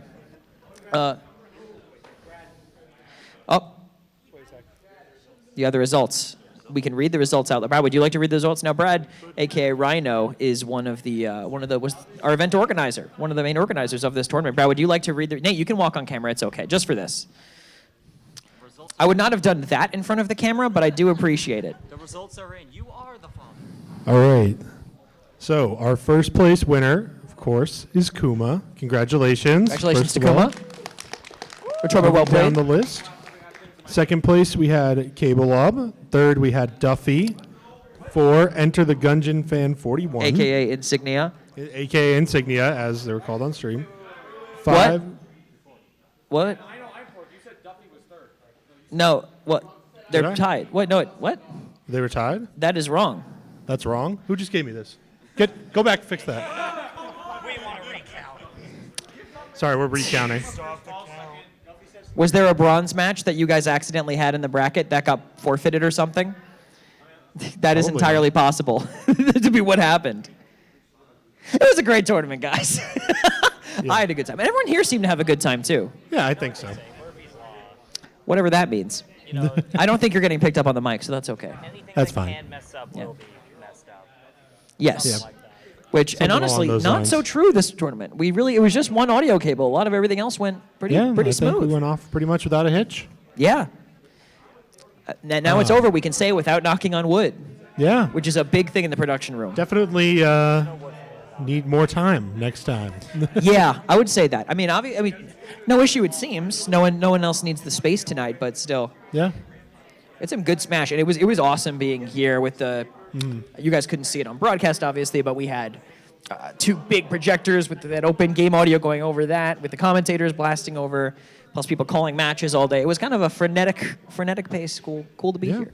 Would you like to say absolutely. anything? Because we're monopolizing your microphones. Here you go. Yeah, I mean, I think there's just a little bit of like growing pains as to moving into Yeah, like of a course. bigger area, but that's to be expected, right? It was still really great production, really great matches that we got to see, and I think overall, I mean, we had what 50 attendees, 55 entrants, I think. 55 attendees. That is Not just attendees, entrants. There are people here who are just spectating too. Oh yeah, there was a lot of people who came in to spectate. It was a really great experience being here, especially earlier in the day when there was just Smash literally on every corner of the room. Yep. You could walk around and see 5 different. There was amazing also sets. one setup that became a Kirby setup. Some people playing Kirby in the far corner of the room. I didn't see that, but I'm not surprised. It is the new hotness. So I mean, it makes its way into every corner, Yeah. but mostly Smash being played all over. And it. also there was later in the day there was a lot of people playing on the setups like friendly games and things like Yeah. that. It was just a really great time overall. Oh, for sure. Yeah, I had a killer time here. It was fun casting a little bit I did. Obviously, I mean, I think we're not hardcore Smash players, but I'm happy to give, chances for the people who do want to be on the mic and cast to be here. So, if you want to do that, if you know Smash and you come out to the next Granite State Grind, talk to me, talk to someone else on broadcast. Maybe we can get you on. Obviously, we got a lot of different people to cast, actually. Yeah, we got Dargo, we got Insignia, we got Frosino, we got Inferno Raph, we got... Oh, the correct results. Oh, yeah, okay. The recount is in. All right. The recount when did this is in. happen? Wait. I think, were they just reading the seeds before? No. Oh, okay. Fair enough. Anyway. Okay. So, of course, Kuma in first place, Fall in second, K-Blob in third, Insignia in fourth, and in fifth place, Duffy and Sailor Jess. So those are the ones who ended up in the money. Yes. Yes. They'll be receiving part of the prize pool, of course. Do we have 7th, 8th also? Because that was top 8. It was the Wanderer, right? We don't have top 8 on my on. I know my it's not on count, that. That's why I'm but- asking.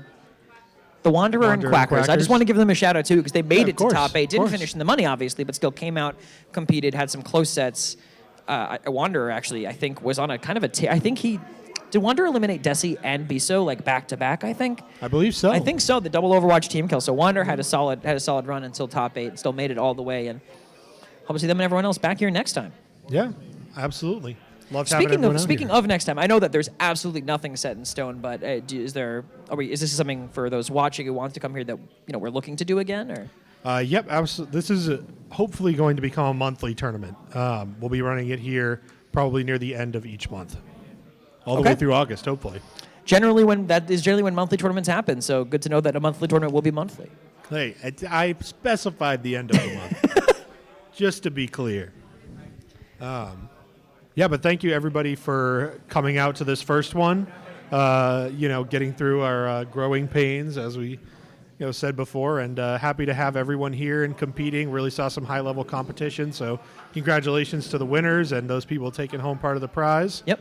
Love to see everybody back again next time with hopefully some new faces here.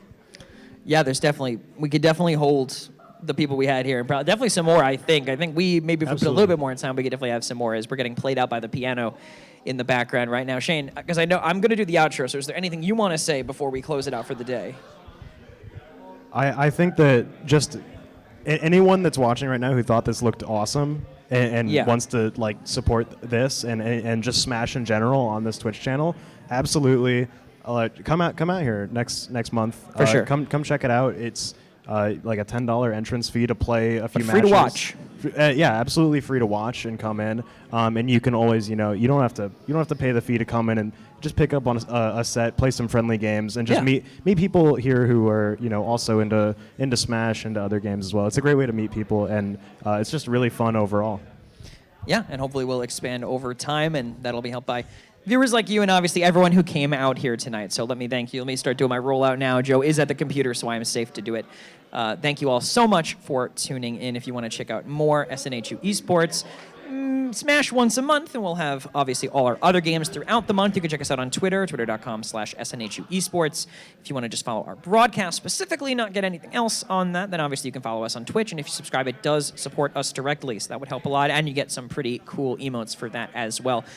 We did just launch our Instagram and TikTok. Those are being updated periodically. It's SNHU Esports on both platforms, so you can find us that way. And linked to that directly is a giveaway that we are running on our Twitter and Instagram and everything. But the main link is on the Twitter. If you go there, you can sign up to win a full set of esports gaming gear is what we are saying. It is the exact gear that we use in the arena for all of our varsity esport athletes. So you can get details on that on the Twitter if you want to see that. So again, thank you so much for tuning in and coming out, everybody, on behalf of myself, on behalf of Brad, Shane, Mike, and Joe over there on production, on everyone who came out and worked here, our tournament organizers, our techs. I heard someone growling. I thought they were bad. I forgot them, but it was something completely unrelated. Thank you so much for tuning in. We'll see you next time.